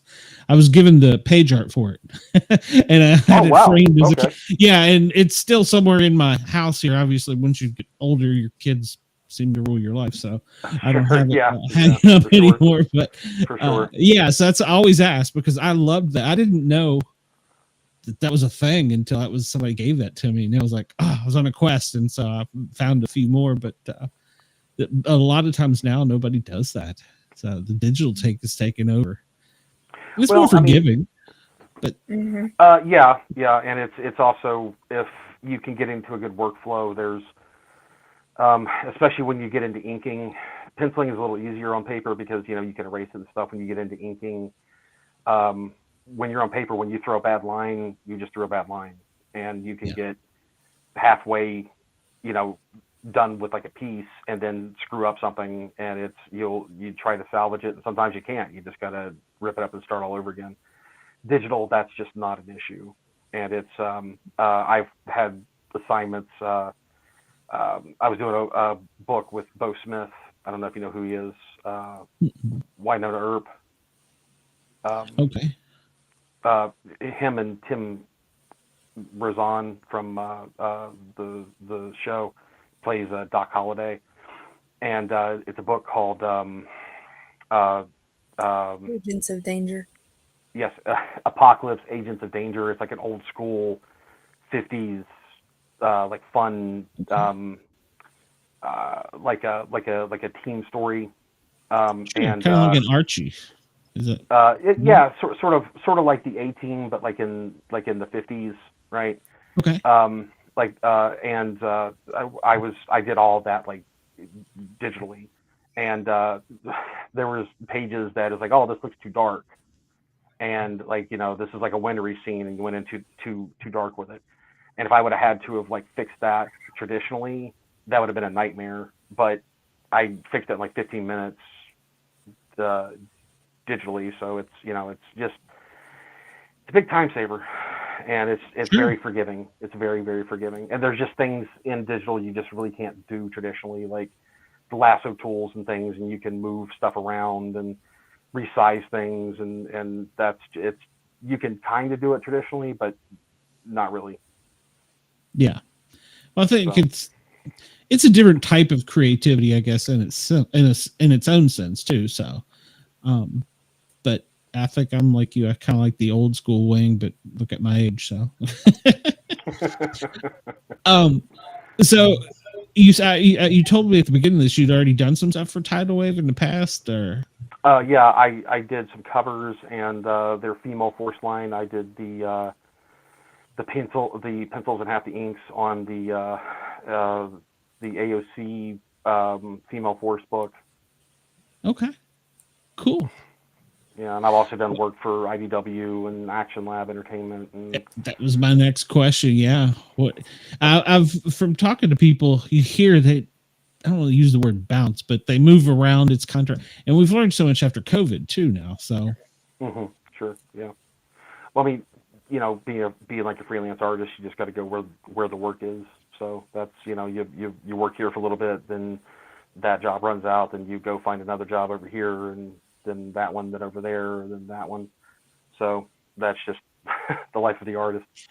Well, yeah, but now you're doing your own storyline, so that's what we were trying to do here. Was like everybody kind of wanted to start doing their own thing, and, you know, start you know, with Kickstarters and crowdfunding and all that. I mean, I know a number of people that do very well with it, you know, that make a fair bit on it, and they're able to, you know, make a full-time living off of that. So we figured, hey, you know, give it a shot and start doing our own thing.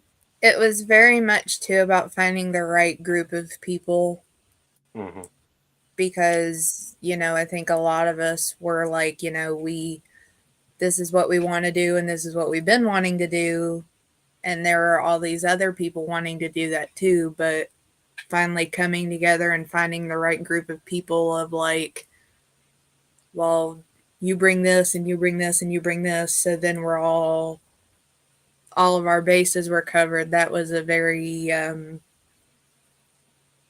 tedious process, I guess. And then now we're here where we are, so we've got a really good group of people. Yeah.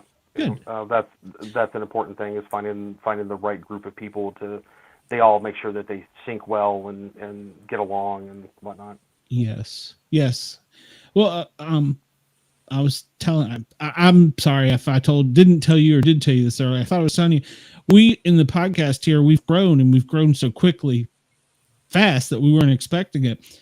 Like you, finding the right group of people, I think, makes a huge difference. I know Warren's up there silent because he's out of his element with the comic book stuff tonight, but sure. Don't worry, I kind of get you there. But it was a matter of you just put the people together and it's taking off, and I love it. I love my team. I love my crew. And if I never had to work a day again in my life, this would be the perfect thing to do. Yeah. That's something. I mean, I think too, though, what it has been is, not even all necessarily, it's everybody having that want for each other to succeed, and us all being able to bring each other on that success that we have. Yeah. So, like, I didn't really know much of anything about comics before I met Travis, but like, it's very much, we've found our little family of people, and we're going to do whatever we can to get whatever we can for each other to help our little family. Yeah, to sort of make this happen. And like you were saying, like if you ever had to go back to working like a full-time job or something like that, there's something about, like I've gotten some gigs, that I was really happy about, right? And but ultimately, at the end of the day, there's nothing like working on your own thing, like building your own thing. And I'm sure with building your own podcast and all that, I mean, I'm sure, it's like a labor of love. Like you just, whenever you see people that are enjoying it and that you're getting really good feedback and it's like, yeah, man, I'm excited to read this, or in your case, I'm waiting for the next episode, man. Let's who are you having on like this week? I'm sure that just, it just pushes you to work even harder, to make it better. Yeah. People have no idea when you do put your sweat equity into it, what it means. And it's rewarding to see it grow, whether it's by subscriptions or fans following you or views, likes, whatever. It makes your life more enjoyable, makes your life better. Plus I like to think we're helping other people occasionally. So we have a show where we pretty much just make fun of each other. Like we vent all the crap we've been through during the week. And on Saturday, and you guys are welcome too. I invite all my guests to it on Saturdays. We'll pop a top on a cold drink and we will bitch about whatever we thought about during the week and just get it out in the air to the public, and the public joins in, and it's great. It's I've actually made friends from it, so it's kind of cool, and I like that creativity, and it is kind of outside the normal for a podcast to do stuff like that. Most podcasts don't invite break that fourth wall. And the other thing that I like to do is we call ourselves, I'm a paramedic. So that's where the para came from. When I originally started this, the idea was to have one guy who believed in everything. There's a guy who believes in ghosts. There's a guy who believes in Bigfoot, whatever. And then the other guy's like, okay, you're crazy. So and have guests on to offset each other so that basically we could have an inner argument or listen to your story. And I got to thinking about that. I said, well, that's great. But there's so much other potential for things out there. Like, I'm going to throw the question at you guys here in a second. You come on, you talk about your book. We love it. I researched it. Unfortunately, due to every week I have to read something new, I don't get to finish every one of them until like a month or two later. So you'll get an email from me like, hey, I need to talk to you. I got a question. But where's that going with this? Oh, the thing I like now is like I'm having you guys, you're selling your stuff, you're doing your pitch, whatever. I'm going to ask each of you, have you ever had a paranormal experience? Fuck yeah. All right. Okay. Well, there you go. Exactly. And that's what makes the show so great. We had, I don't know if you follow sports any, but we had she's ranked 14th in the world, flyweight fighter, Miranda Maverick. And we've had her on several times now. I love her to death. And she had us hooked on this story. I mean, we were like, I'm like leaning in, going.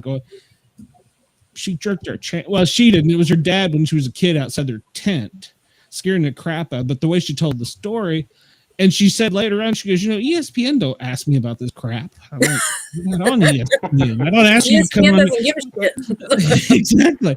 I ask you to come on and tell you, I want to hear those things because it's cool, but then I want to hear the fun stuff. And so that's my little hook and why it's now we're more or less the pair are normal. It used to be one of us was normal and the other one was sort of normal, but now none of us. Everybody's just screwed. Yeah. Pretty much. Cheyenne, according to the comments, you've got something behind you on your shelf. No shit. Okay, I missed that. Which side? All right. Well, one of the people in the chat, one of the chat people is also a psychic, so God knows. So. Okay. I didn't know. It's like something on her. That's probably what they're talking about. Yeah. Okay. Brenda said she was. It's funny you had that. That's from Thing, right? Yeah, that's from. That's the one from Wednesday. I got it off Temu. It holds pins. We had a guy on my other show where we talk about public safety stuff. So he made these little holders for coins because a lot of firemen, paramedics, cops will carry a coin in their pocket for good luck, kind of like a worry stone. Sure. And he makes little leather pouches for them. And so at the end of the thing, I asked him, I was like, I run the paranormal show. You ever make anything weird? Warren, I swear to God, this thing looked straight like it was out of a body. He made the hand out of leather. That was the guy on a Granite Guardian game, right? Yeah, dude. Yeah. It was like this big, and he made it completely out of leather. Left field. Never saw that coming. I'm like, Ed Texas Chainsaw Massacre vibes to it. It really did. Oh, I can imagine. I was like, I don't know where this is going. Yeah, well, I mean, it's just like I said, you never know what people. I would have never expected that from a cop. You know what I'm saying? So, people surprise you. Yeah. Hey, well, I've got this, but I'm not going to tell you where I got it. The reality of being a paramedic or a firefighter out in the field, you do see some crazy stuff every now and then too. So. Oh, I would imagine you do. Yeah. But but my job is not to talk about me. What's that? I said a naked crackhead or two. Oh, that's like Wednesday. So. Yeah. Oh, yeah. That's Wednesday. So, the worst one, the craziest one I ever saw was this lady chanting something. She was dressed, and she literally from a loft climbed and walked the ceiling above me. Literally. And I'm like, get the holy water, Glenn. Get the holy water. I looked at my partner and I'm like, this is a police matter. I'm out. I'm not a priest, so. And even if it wasn't a police matter, I'm still out. Yeah, so I have no idea what that was about, but yeah, you do occasionally see weird things. So. Okay, you in here, honey. I'm gone. There's not enough drugs in the ambulance for me. Nope. So either one of you, whoever wants to go first, let's hear some of your paranormal stuff. And has any of that translated into your work too, by the way? You want to take this first, or? Well, I'll let you go first because I know mine, but you go ahead with you first. Okay. It's all about you. Well, I'll give it time. Okay. She's the one that's like, she's like crazy into this stuff. Like she was dying to get on this podcast tonight. Like she loves this stuff. But yeah, I mean, as far as like the horror thing, like my thing has always been horror. I love reading about it and listening to urban legends and folklore and stuff. It gives you a lot of good story ideas and things. There was, I've had a few odd things happen here and there. I don't know if I would necessarily call it supernatural, but one story that I will tell was,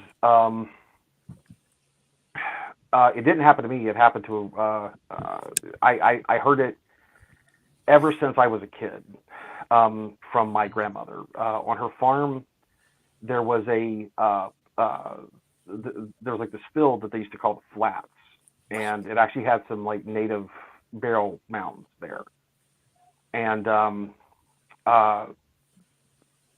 whenever I was younger, my cousins and I, we'd all go down there and play and whatnot, and we were always warned, like, don't mess with the mounds, right? Like, bad things. They wouldn't get too specific about it, but it was just like bad things will happen if you mess with that, so don't mess with them. But I mean, we'd go down there and play and stuff, and we would find arrowheads occasionally and different things. And there was a story that I was told ever since I was can remember. Back in the 30s, my great uncle Jake, who I never met, he died far before I was born. There was what they called the main house, because it was kind of like a little town. There were so many buildings around, different barns and things. There was the main house, and they would on Saturday nights they would stay up there and drink and play cards and poker and such. And Jake had this cabin. You could still, like, whenever I was younger and we used to go down there, you could still see like the remnants of it that he lived in down there. And he one morning around like 3 a.m. they were up there playing cards, and he got tired, and he was like, well, I'm gonna head home. So back then, like, he rode a horse down, because it's the route down to the Flats is a little rough. Like, it's if you aren't watching your step, you can easily like fall and hurt yourself. So he jumped on his horse, and it was what they call a hunter's moon. Like, it was a real bright moon out, like almost where you could almost like see like daylight. And he went trotting down to it's about a half a mile, and about a third of the way down, he started hearing something behind him.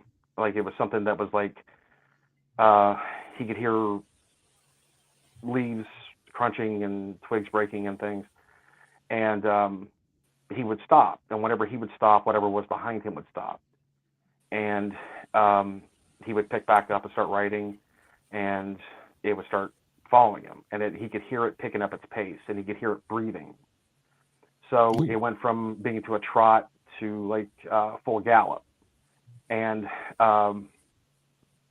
he looked behind him, and he said whatever it was like solid black. It was like a void. Like, it was like light didn't reflect off of it. Wouldn't penetrate. Yeah. And Jake always carried a .38 special pistol, 9 shots. And he said, like, as he was galloping, his horse was a Clydesdale, so I mean it was pretty powerful. And he headed up at the like full gallop, and he was taking off down through there, and this thing was keeping up with him. And not only was it keeping up with him, it was gaining on him. And he looked back, and he could see what he said were eyes, but they weren't eyes. That's the only way that he could describe it. It's like they were like orbs or something. So he pulled out his .38 at point blank range and emptied the whole gun into it, and it didn't even flinch. So there's this little creek that you have to cross called Fine's Branch, and it's like really small. So they were like, you have to cross that to get to his cabin, and he was galloping so hard that he just leaps the creek, and there's like a little hill on the other side of it. So he like leaped the creek and like went up the hill, and when he got to the top of the hill, he realized he couldn't hear it anymore. So he turned around and was looking, and whatever this thing was at the other end, or the other side of the creek. And I was down. I used to go down there all the time. It's a very small. You could easily just walk through it. It's not a big deal. But it wouldn't cross the creek. He said it stood there, and it would just pace back and forth from like left to the right. And that's a wraith, right? I'm sorry. Oh, that's a wraith, right? Become wraiths. I honestly don't know. I honestly don't know what it was, but whatever it was wouldn't cross the water. So he looked at it for a little bit, and it wouldn't. It seemed like it was agitated. It was angry, but it wouldn't cross the water. And he took off to his cabin, and he went back the next day, thinking it was a bear. Like his imagination got away with him or something. And there are bears around that area. I mean, there are grizzlies and black bears, but he couldn't find any tracks. But as far as I understand it, Native American legends say that evil spirits can't cross water. It's like a pure element or something like that. Something to that effect.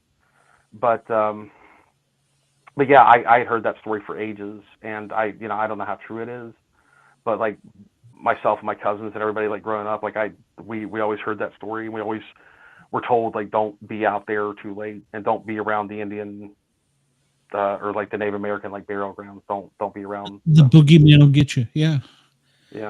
And well, even when I grew up, there was a monster. I grew up just outside of Washington, D.C. There was a monster. And he said, "Don't go outside. The boogeyman will get you."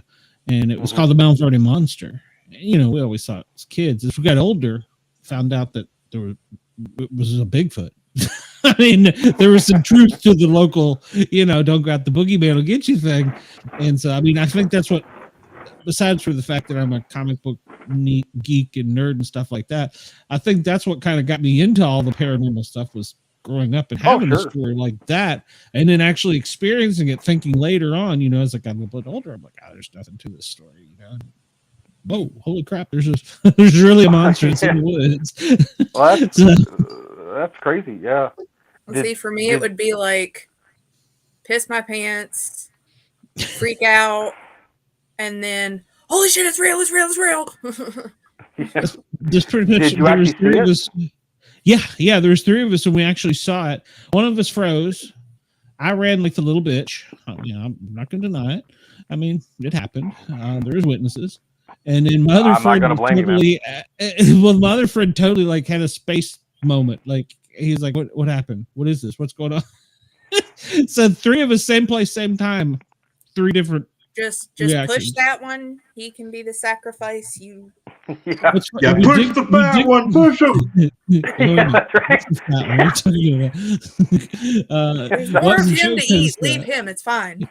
The one guy, he was wearing a flannel shirt, and I referred to him later when we were talking about this as the flannel wall, because every which way I ran to get away from that son of a bitch, he was standing there, stopped, staring, and I would just run into him. It's like, what is going on here? It was a really weird experience. But that, it's funny how just 2 minutes of your childhood, well, I won't say 2 minutes, but your childhood or your past really forms a lot of character and way the things you see things, and it's crazy. And the people you meet, and that's the coolest part of this job.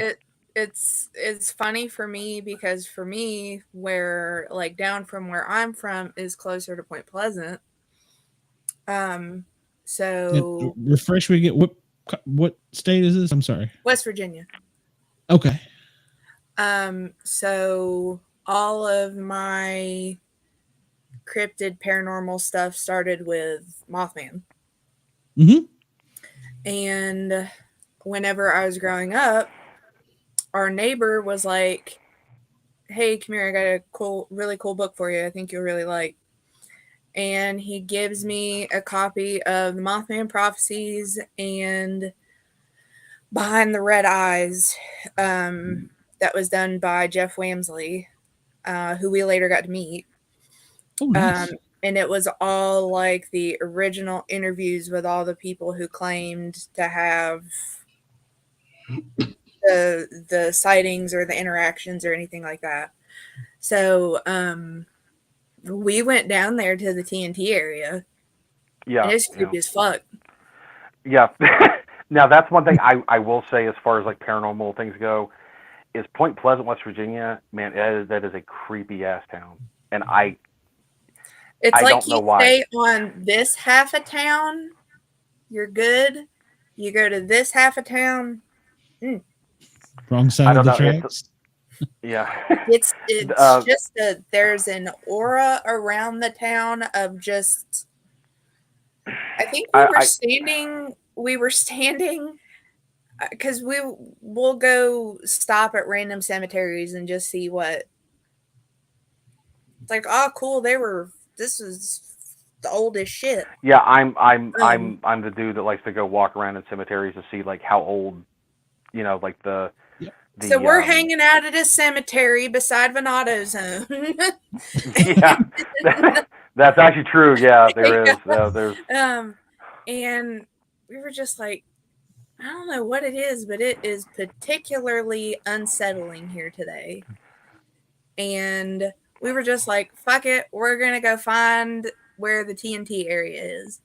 And you eventually get to, it's almost like the outskirts of Point Pleasant, of a road that you have to turn down by a Christmas tree farm.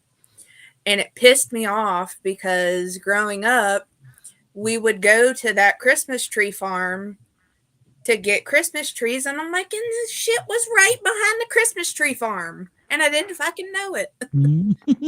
And so we spent, I don't know how long going down there, because it was just this straight stretch of road that every so often would have little turn-ins.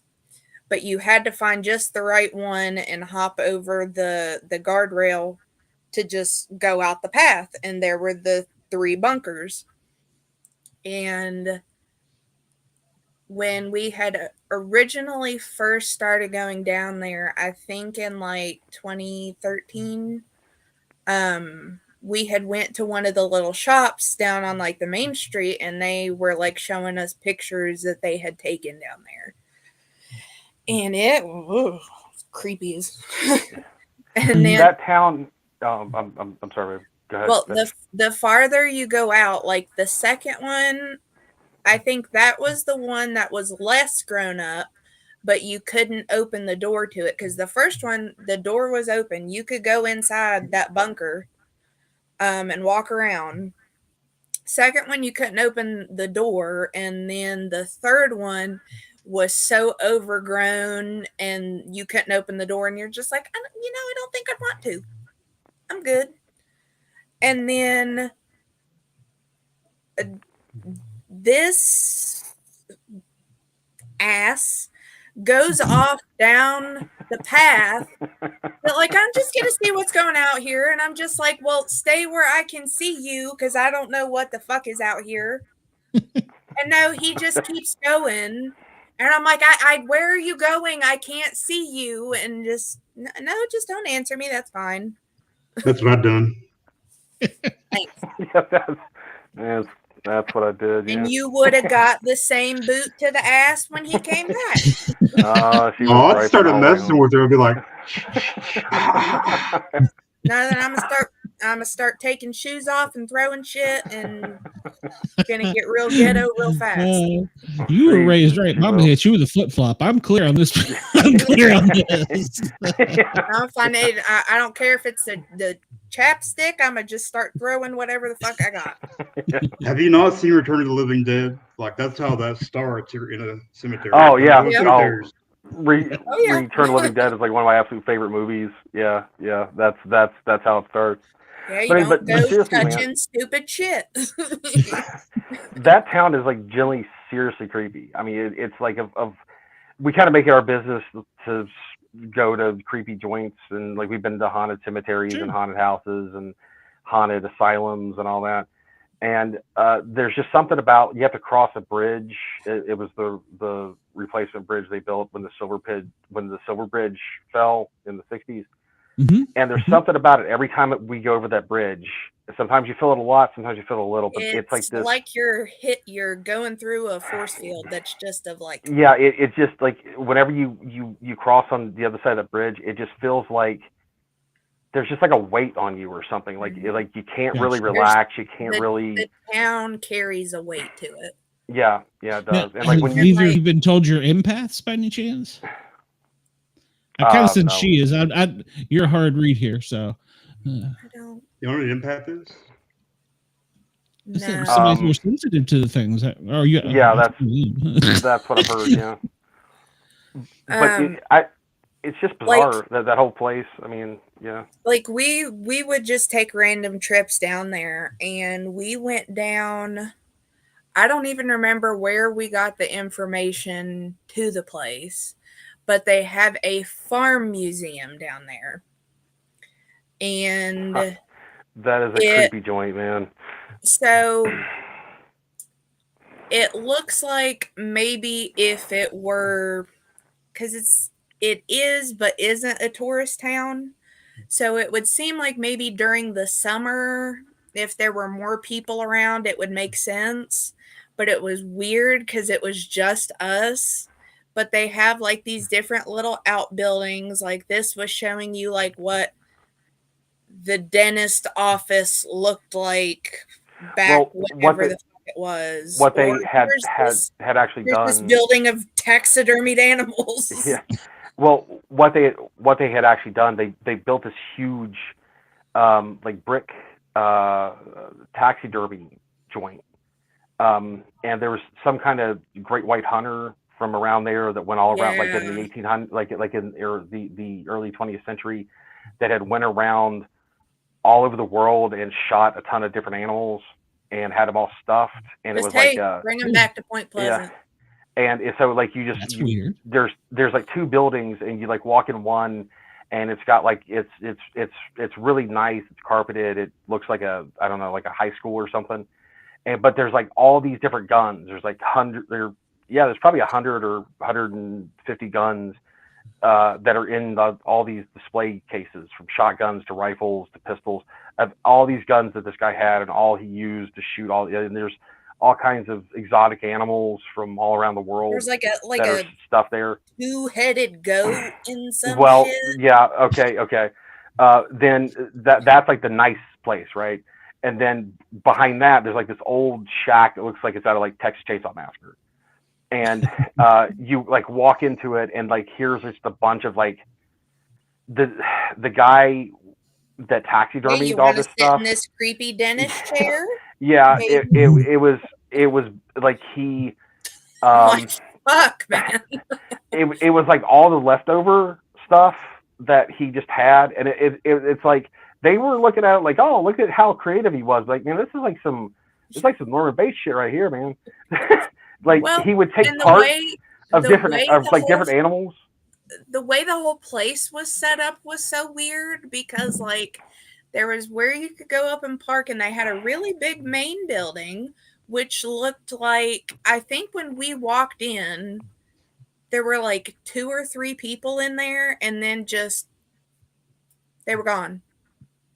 Yeah, and it was like, you open the door, they could get out. Yeah, I think they're like, oh fuck, there's people here. What they had actually done is like when they were rebuilding, or as they were updating Point Pleasant, their historical society wanted to keep the building, so they literally like lifted the buildings up and put them on the back of like trucks, and then drove them out to this place and just sent them around. Like this was, and it was like the original post office. A weird circle, and I'm like, oh, they've got animals. Let's go look at the animals. They were all scared shitless. We walked in there. They were just like, no, we don't. Yeah, there were horses and goats. They were generally, and there was this giant flock of birds that just followed us the entire time. Out past the animals, if you walked around the little stall thing, there was a big field that those birds just kept flocking to one spot, and I'm like, that's where they're going to put you. I was like, Jeepers Creepers is going to come popping out of all that tall ass grass, and but babe, it's time to go. Yeah. Well, it was just kind of like, well, we'll keep looking. Listen, Travis, that's when you get in the car and you're like, it won't start. Yeah, that's kind of what we did. Like, it was just sort of point, like, let's get the hell out of here. Well, and it was like, it was okay to a point when it was just the two of us after those other random people left. But then as we were nearing the end, here is this one lady, and I'm like, nope. Don't know where the fuck she came from, but we are out. We are gone. We are going. The thing that got me was like when we went into the like the old Texas Chainsaw Massacre texturing place, is they looked at it like this guy was being creative, but it was like he took a bunch of different like animals, like carcasses, and like stitched them together. Like there was like like some Dr. Montgomery American. That's some Ed Gein type stuff. Yeah, Nope. yeah. It was. Yeah, it I'm was with like, you there. It was like he took like a beaver and put like antlers on it, and like it had like red eyes that he painted like yellow pupils on, and it had like a gator's tail, and it was just like a whole bunch of, like, he just grabbed a bunch of random shit of like different welcome to the sewed them up together. Cult of Point Pleasant. And I mean, and they looked at it like it was creative. Like look, like, no, fuck y'all. It's creepy as shit. Getting the hell out of here. Yeah. We're gonna look in the paper tomorrow, and somebody's gonna be dead. I hope you don't mind the language, but no. We're actually we're free to do what we want, and later on we can filter it out if they choose to. Okay. I was listening to WDJY one night, actually, so it was one of the other guys I work with, and they apparently forgot the bleep button. It's like the whole thing. Like, woo, I'm not paying that FCC fine. I signed a contract. They have a button. I got one, but I never push the damn thing. You might as well just hold it down the whole time. Well, especially with her. That I think people who cuss, not only I think are they more creative, but I feel closer to him because it's like, all right, I don't have to be in my garden and be like, yes, ma'am, no, ma'am.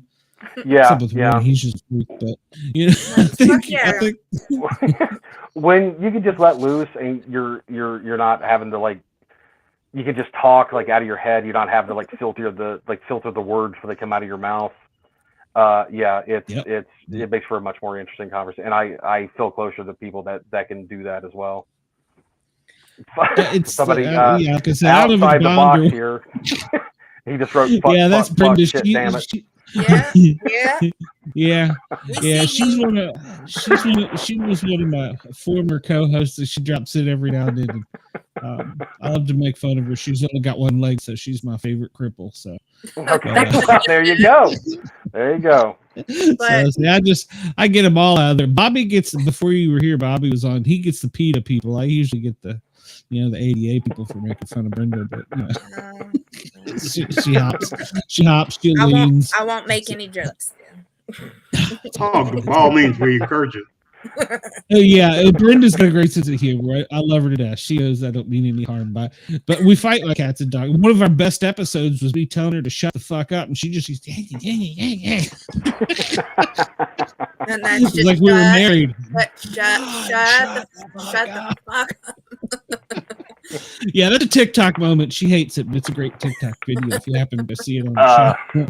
Have y'all been to Centralia? She swims in circles. To what word? Oh, have they been to Centralia? I mean, you're from that part of the world. No, I have been wanting to go there, but somebody won't let me. Where? I wonder who that is. Yeah, I wonder who it is too. Where are we not going? The Silent Hill place up in Pennsylvania, where there's like somebody won't let me. Yeah. I've been wanting to go there for years. Get the battery in your own car, and you can go yourself. Is it Shay or Cheyenne? I've heard him call you Cheyenne. I don't want to offend you. Is it Shay or is it? I go by either. Our work friends call me Shay. My name is Cheyenne, so it doesn't matter. Well, I'm Glenn, but Sportcat is how I got pinned down. So are you afraid of the paranormal, or have you had experiences? No. So it's one of those like I don't know how I'm going to react until I'm there. Because like we went to Weston and I'm just like right up in front with my camera. Like just in case they don't know, Weston is the Trans Allegheny Lunatic Asylum. Okay, I didn't know what you the lunatic asylum. Okay, my neighbors. All right. So I'm like pushing these motherfuckers out of the way to get up to the front because I'm like, all right, I'm gonna see something. And it wasn't that bad. We didn't do one of like the overnight tours or anything. In that case, I might have been a little. I don't handle the dark well. But so they were like, hey, we've brought I don't know how many people up here, and they can't last more than 20 seconds in this room. And I was like, I'll do it for a minute. Put me in there. And they're talking about the type of experiences that people have. And so I'm just standing there and I've got my phone up and I'm like, I'm timing it. And then like literally around my wrist, it just starts feeling like somebody is squeezing both my wrists. Where I'm standing in the room, I'm like, all right, well, come on. Because it showed the points on the walls where they would have the chains for the arms and for the legs. And I didn't really feel it on my ankles, but on both my wrists, it felt like somebody was just squeezing. And I was like, okay, I got it. I'm good. I'd crack a joke, not my type. I was like, guys. And then I poked my head out the door and they done left me in the room and walked on. And I'm like, fuck y'all. I had a ghostly experience and y'all missed it. Well, maybe other people were trying to have their ghostly experiences. Well, they didn't have time for yours. Into the room for a minute and felt the ghostly shit, but they didn't. Yeah, I could foresee a segment with you two coming on with us doing this. So, are you two married by any chance, or? We're engaged. We've been together for almost 12 years. Okay. Well, it's not my business. I'm just saying that the way you go back and forth is great. So what's this? This is every day. This is. I can talk my wife into coming in here. This is just Tuesday for us, so it's. Yeah. All right. So you said the Western, right? You get something squeezed in the room. It was my wrist. Like it felt like somebody had taken me by the wrist and was. Something else squeezed. Yeah. That's not it. Where are you going to find And here's the thing. I'm trying to be serious about my ghostly experience because it was important to me. And we had to go turn it all dirty. House. It's not time for making dick jokes yet. Okay. Anytime you get 5 more minutes. Fair. Well, it's I'll true. take it. Okay. I grew up in a haunted house, so I don't do the spirits and stuff. I mean, I do. One of the shows here recently, something was started pulling my hair straight up, and I saw like zoomed in, and they're all like, "I'm like, you see this? Get this shit off of my head. I don't know what this is, but get it off." It's one of the co-hosts. She's like, "Oh yeah, I see it." And I'm like, "Stop!" And then it would put its finger in my ear. I'm like. So I don't do spirit things, even though I do spirit things. No, I didn't like that. I always go out and look for the big furry creatures in the woods. That's my gig. That's my role. But I always joke, and to get back to where he was making fun of you, I'll be the first one to find and have Bigfoot, but it'll be the gay Bigfoot, and I won't be able to tell a damn soul. So, a gay Bigfoot? Well, I mean, that's right. I'll be like. I can tell you they exist, but that's it. I got you really have to think though and weigh your options. I mean, I'm just saying, if you found like a big gay Bigfoot, you could write. You could the gay Bigfoot experience, or keep that dignity. There's a huge crowd for that though. You could write a book called Glenn and the furry creatures in the woods, the gay Bigfoot experience, being adapted into a movie. But the cover is starring Stormy Daniels. I was gonna say, Travis, can you draw it for me? Because I got. Yeah, man. Yeah, I'll jump right on that furry shit, man. See some man-on-man Bigfoot love. You just have to have a ridiculously hairy chest. Yeah. Pressed up against the hairy Bigfoot chest. Yeah, and you have to just tell me, are you like I top don't or even bottom? know it. I don't even know what the breasticles would be like in a female Bigfoot. I don't know. It's questions I ask. Well, hey man, you know, it's we all have to Me up at night. I mean, some people are, you know, like they look up at the sky at night. I'm gonna have to go talk to people at work about that tomorrow. Yeah. Some people look up at the sky at night and contemplate, is there life out there? And then some people sit around and think, hey, what does female Bigfoot's breasticles look like? Please don't tell me you work at a bank or an insurance agency. They'll be like, we gotta find that guy on YouTube and click the thumbs down. I work at a fucking bank. Oh my god, do you really? Oh, that's great. That's great. Oh, this is gonna be a good day at work tomorrow. I expect a message when you get back. I want to know what the opinion of the girls are on female Bigfoot breasticles. Yeah, let them. They told me to send them the YouTube link, so we'll find out more. Well, hey, they can get in the comment section right now. Oh, that's great. Mary, we need to know about the Bigfoot chesticles. Mary, I tell you what, there's a toll-free number up there if you want to call us. I haven't advertised that tonight. No Common Soul called earlier. I love her to death. 1-888-88-YERGZ if anybody does want to call in. Mary, if you're out there and you're listening and you can tell us about Bigfoot's female breast. Carla would have a down pat description, feel analysis, everything. Warren, how did we find our people unintentionally tonight? How did that happen? We're out here. I have no idea, buddy.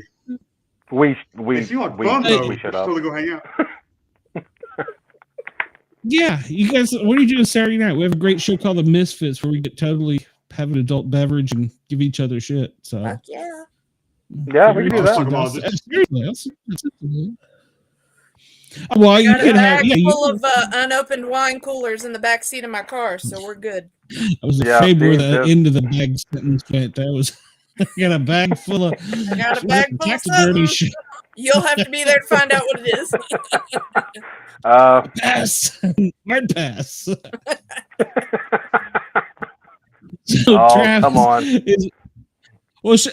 Cheyenne, do you do any artwork or you? We need to expand your experimental horizons to get you ready for the gay Bigfoot. Yeah. You know, I have this really weird feeling that you two would probably be willing. Well, you three would be willing to get this guy. My mind went somewhere. Warren, go ahead.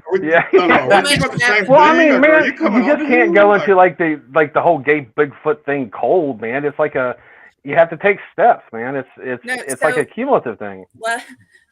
Let me tell you a great story, and this will tell you about my coworkers, because there'll be weird little things that, like, I'll be like, that would make a great story to write about. So I have the only calmer level coworker that I have.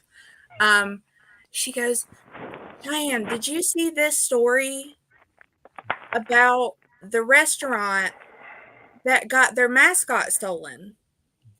And I was like, no, what are you talking about? So she pulls it up, and there was a little hometown restaurant somewhere here in West Virginia. I don't remember where, but they were like a home diner, and they had 2 3-foot statue of a hot dog, like a hot dog with arms and legs, cartoony hot dog, pouring like ketchup or mustard on itself, and some heathens came and stole it. So they were standing out with signs saying "Return Wiener Man." So the local cops went and found and retrieved said Wiener Man, and she is dying laughing at me, and she she goes, Wiener Man. It would be the perfect story, Cheyenne. Every now and again, she'll be like, are you still working on that Wiener Man story?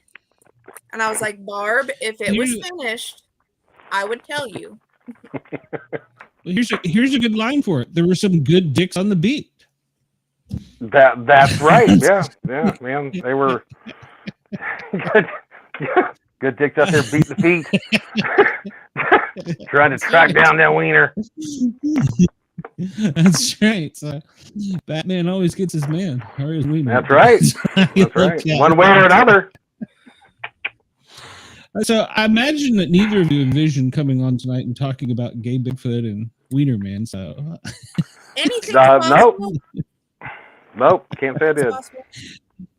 So does any of this, to translate back into it, does it affect what you do? I mean, not what you do, but how you write and how your creative process is. I mean, we're all twisted in some way or another. I'm not saying that, but I'm saying, does your outside experiences like give inspiration? Good idea. Yeah. That's kind of what I'm going for. Yeah. I would say in a sense, yeah. Yeah, I mean, I've always been like a big history buff. I don't know. If there's like an old historic building somewhere or an old historic graveyard or something like that, I'm always all over it. And that plays big into a lot of the stories that I plot and stuff. And just, you know, like most everything that I do has some sort of horror element into it, because it's just, I don't know. It's just one of those things where it's like, whenever I was growing up and I saw the original Night of the Living Dead when I was like 5, and I saw Jaws when I was like 7, and that one was the one that really fucked me up. Like that, I saw that movie way too early, and that's why I hate the ocean. But it scared me at first, and then as I got older, I became very intrigued into it, and that's just so like anything horror, supernatural, or just crazy stuff that's you know, it doesn't necessarily have to be paranormal, but just like these weird urban legends that are like every town has. Like whenever you go into like a town, you start talking to people. Yeah, they'll, you know, it's this house over here that's something, or you know, this family that did that, or whatever it was. Yeah, that plays a lot into just it may not come out in the stories that I write, but it's always like in the back of my head, and I love that type of stuff. For me, like, because Travis and I had talked about because like I love all the horror podcasts and all that kind of stuff. Like or like not horror podcasts necessarily, but like the cryptids and the true crime and all that different stuff. Like I kind of wanted to do something similar, but in like a webcomic. Okay. Which I don't remember if we got the first one done, but I wanted to do it on the Axeman of Louisiana. Okay. Kind of based off one of my favorite podcasts is Red Web from Rooster Teeth, and they all have a lot of the same sense of humor with stuff that I do. If I like that seriousness to it, but it's almost like if I go to write something for it, I'll make it goofy and weird, and it's really hard for me to, if like I'll try to write stuff for like that I think would be a good comic idea, it's really hard for me to keep it anything serious. You do a good Deadpool. Yeah.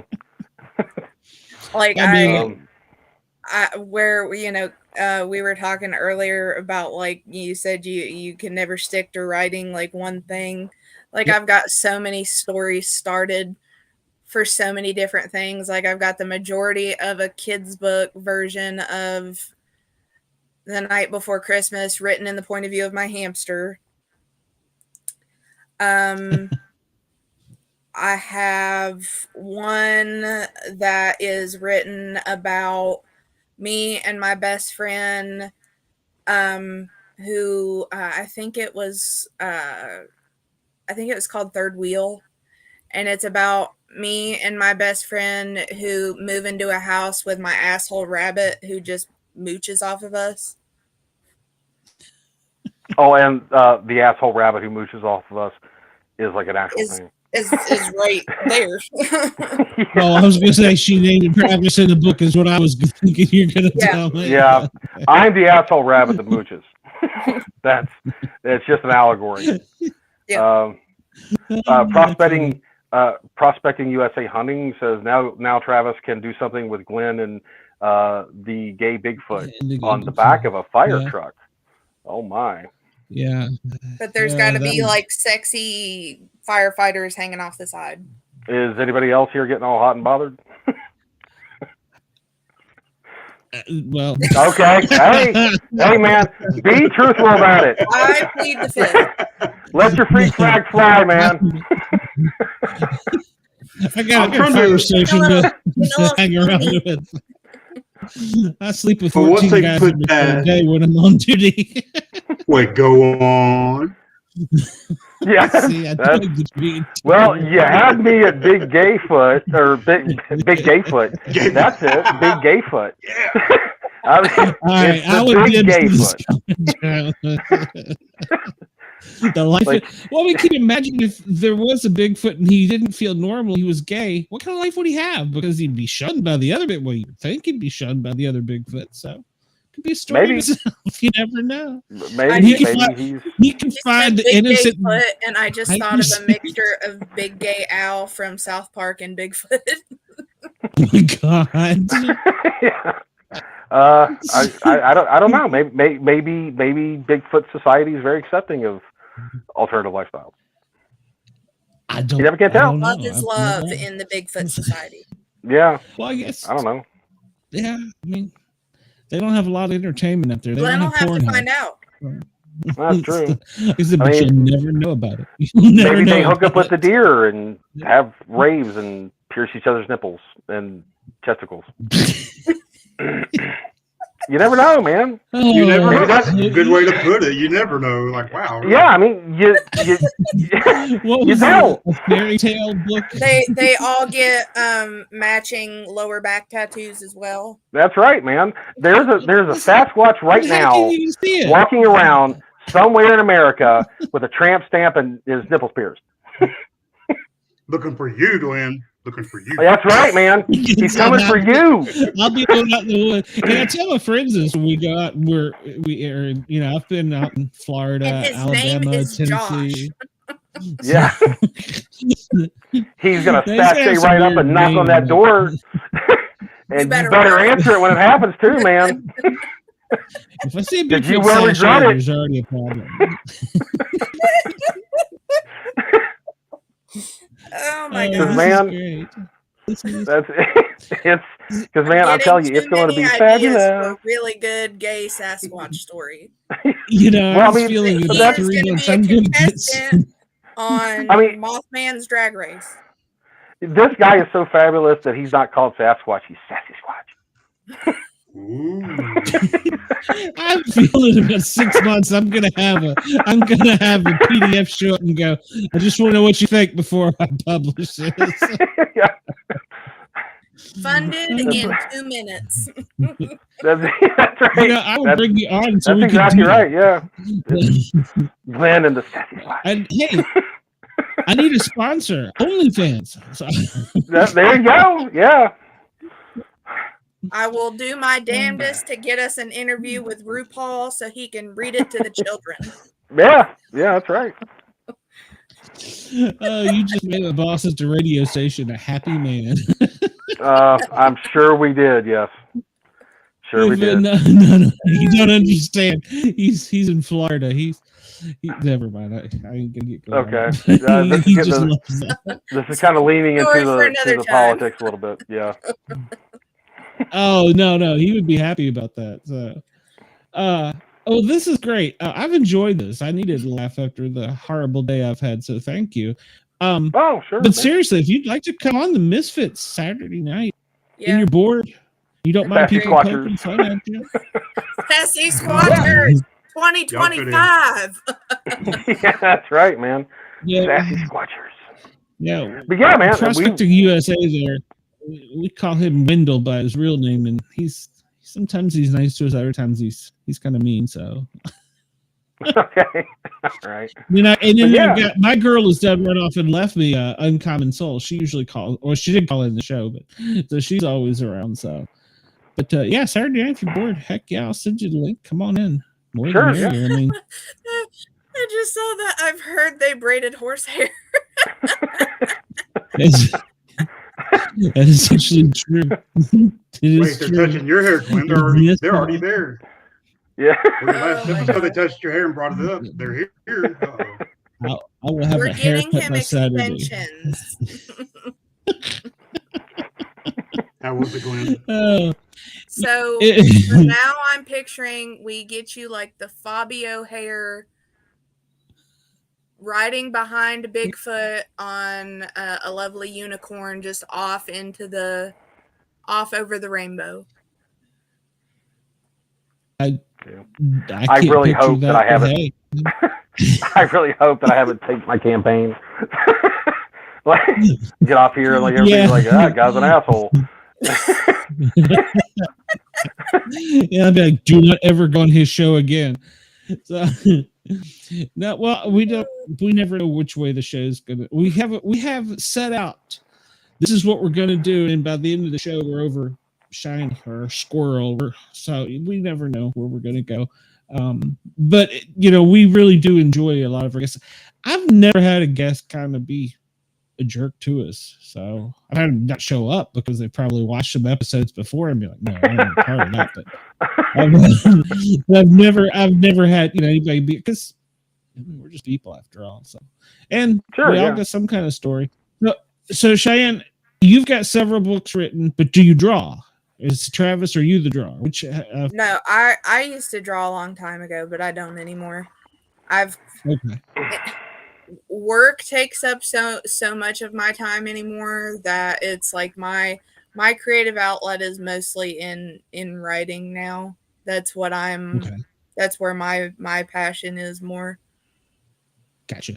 And Travis, so you pick up and you take the slack there and you got that part. So, and was some of the pictures that they sent, he's looking at it. Some of the pictures and stuff that was sent to me, that was your artwork, right? Mm-hmm. Yeah. Okay. All right. I'll make sure because I was very impressed. Thank you, man. Thank you. Yeah. I tell everybody about your Kickstarter now that we've totally tanked your career. So well, hey, you're going to end up fans account. He's appealed to a whole new crowd now, though. Yeah, all the Sassy Squatchers out there, man. They're going to support that campaign. Yep. No, seriously, tell everybody where they can find it. And what is your projected release date? What was it, baby? Like April? No. August. Okay. July. Okay. They can hit you with the flip flop. Yeah, that's that's for later. Consummate professionalism. Flip flop, cat, whatever she can pick up.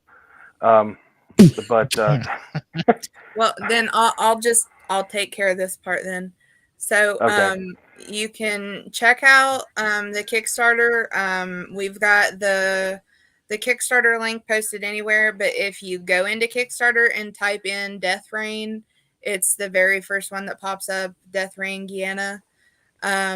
You can check out our Facebook page, which is also Death Rain Guyana, but death is all in capitals. All updates are posted on there. You can check out John Holland's Facebook page, Bradley Golden, Javi Lapara. We're all always posting updates on everything. We've got some really good rewards on the Kickstarter, and hopefully even a couple more coming soon. So just be on mainly all the updates are on Facebook, so just keep an eye out on there. And if anything new pops up, that'll be your first place to see everything. Yeah. Shoot all that to me, messenger, email, or one or the other later, because I always post show, go in and re-edit everything and put in where to find this stuff, because I mean, let's be honest, you guys need it. So yeah, We have. Besides for to have fun, I want your program to be a success. So. Oh, we appreciate it. Man, we certainly appreciate that. Yeah. Anywhere that you can get the word out, that would be fantastic. Yeah, we're always trying to find new avenues. Go outside and scream it out your front door. I'm happy with that too. My neighbors in Atlanta probably wouldn't like that. So, but it's been great. Check out the Kickstarter. Message. There was an echo. There was an echo. It totally went around in my headphones. When it messaged me that later, put that in there.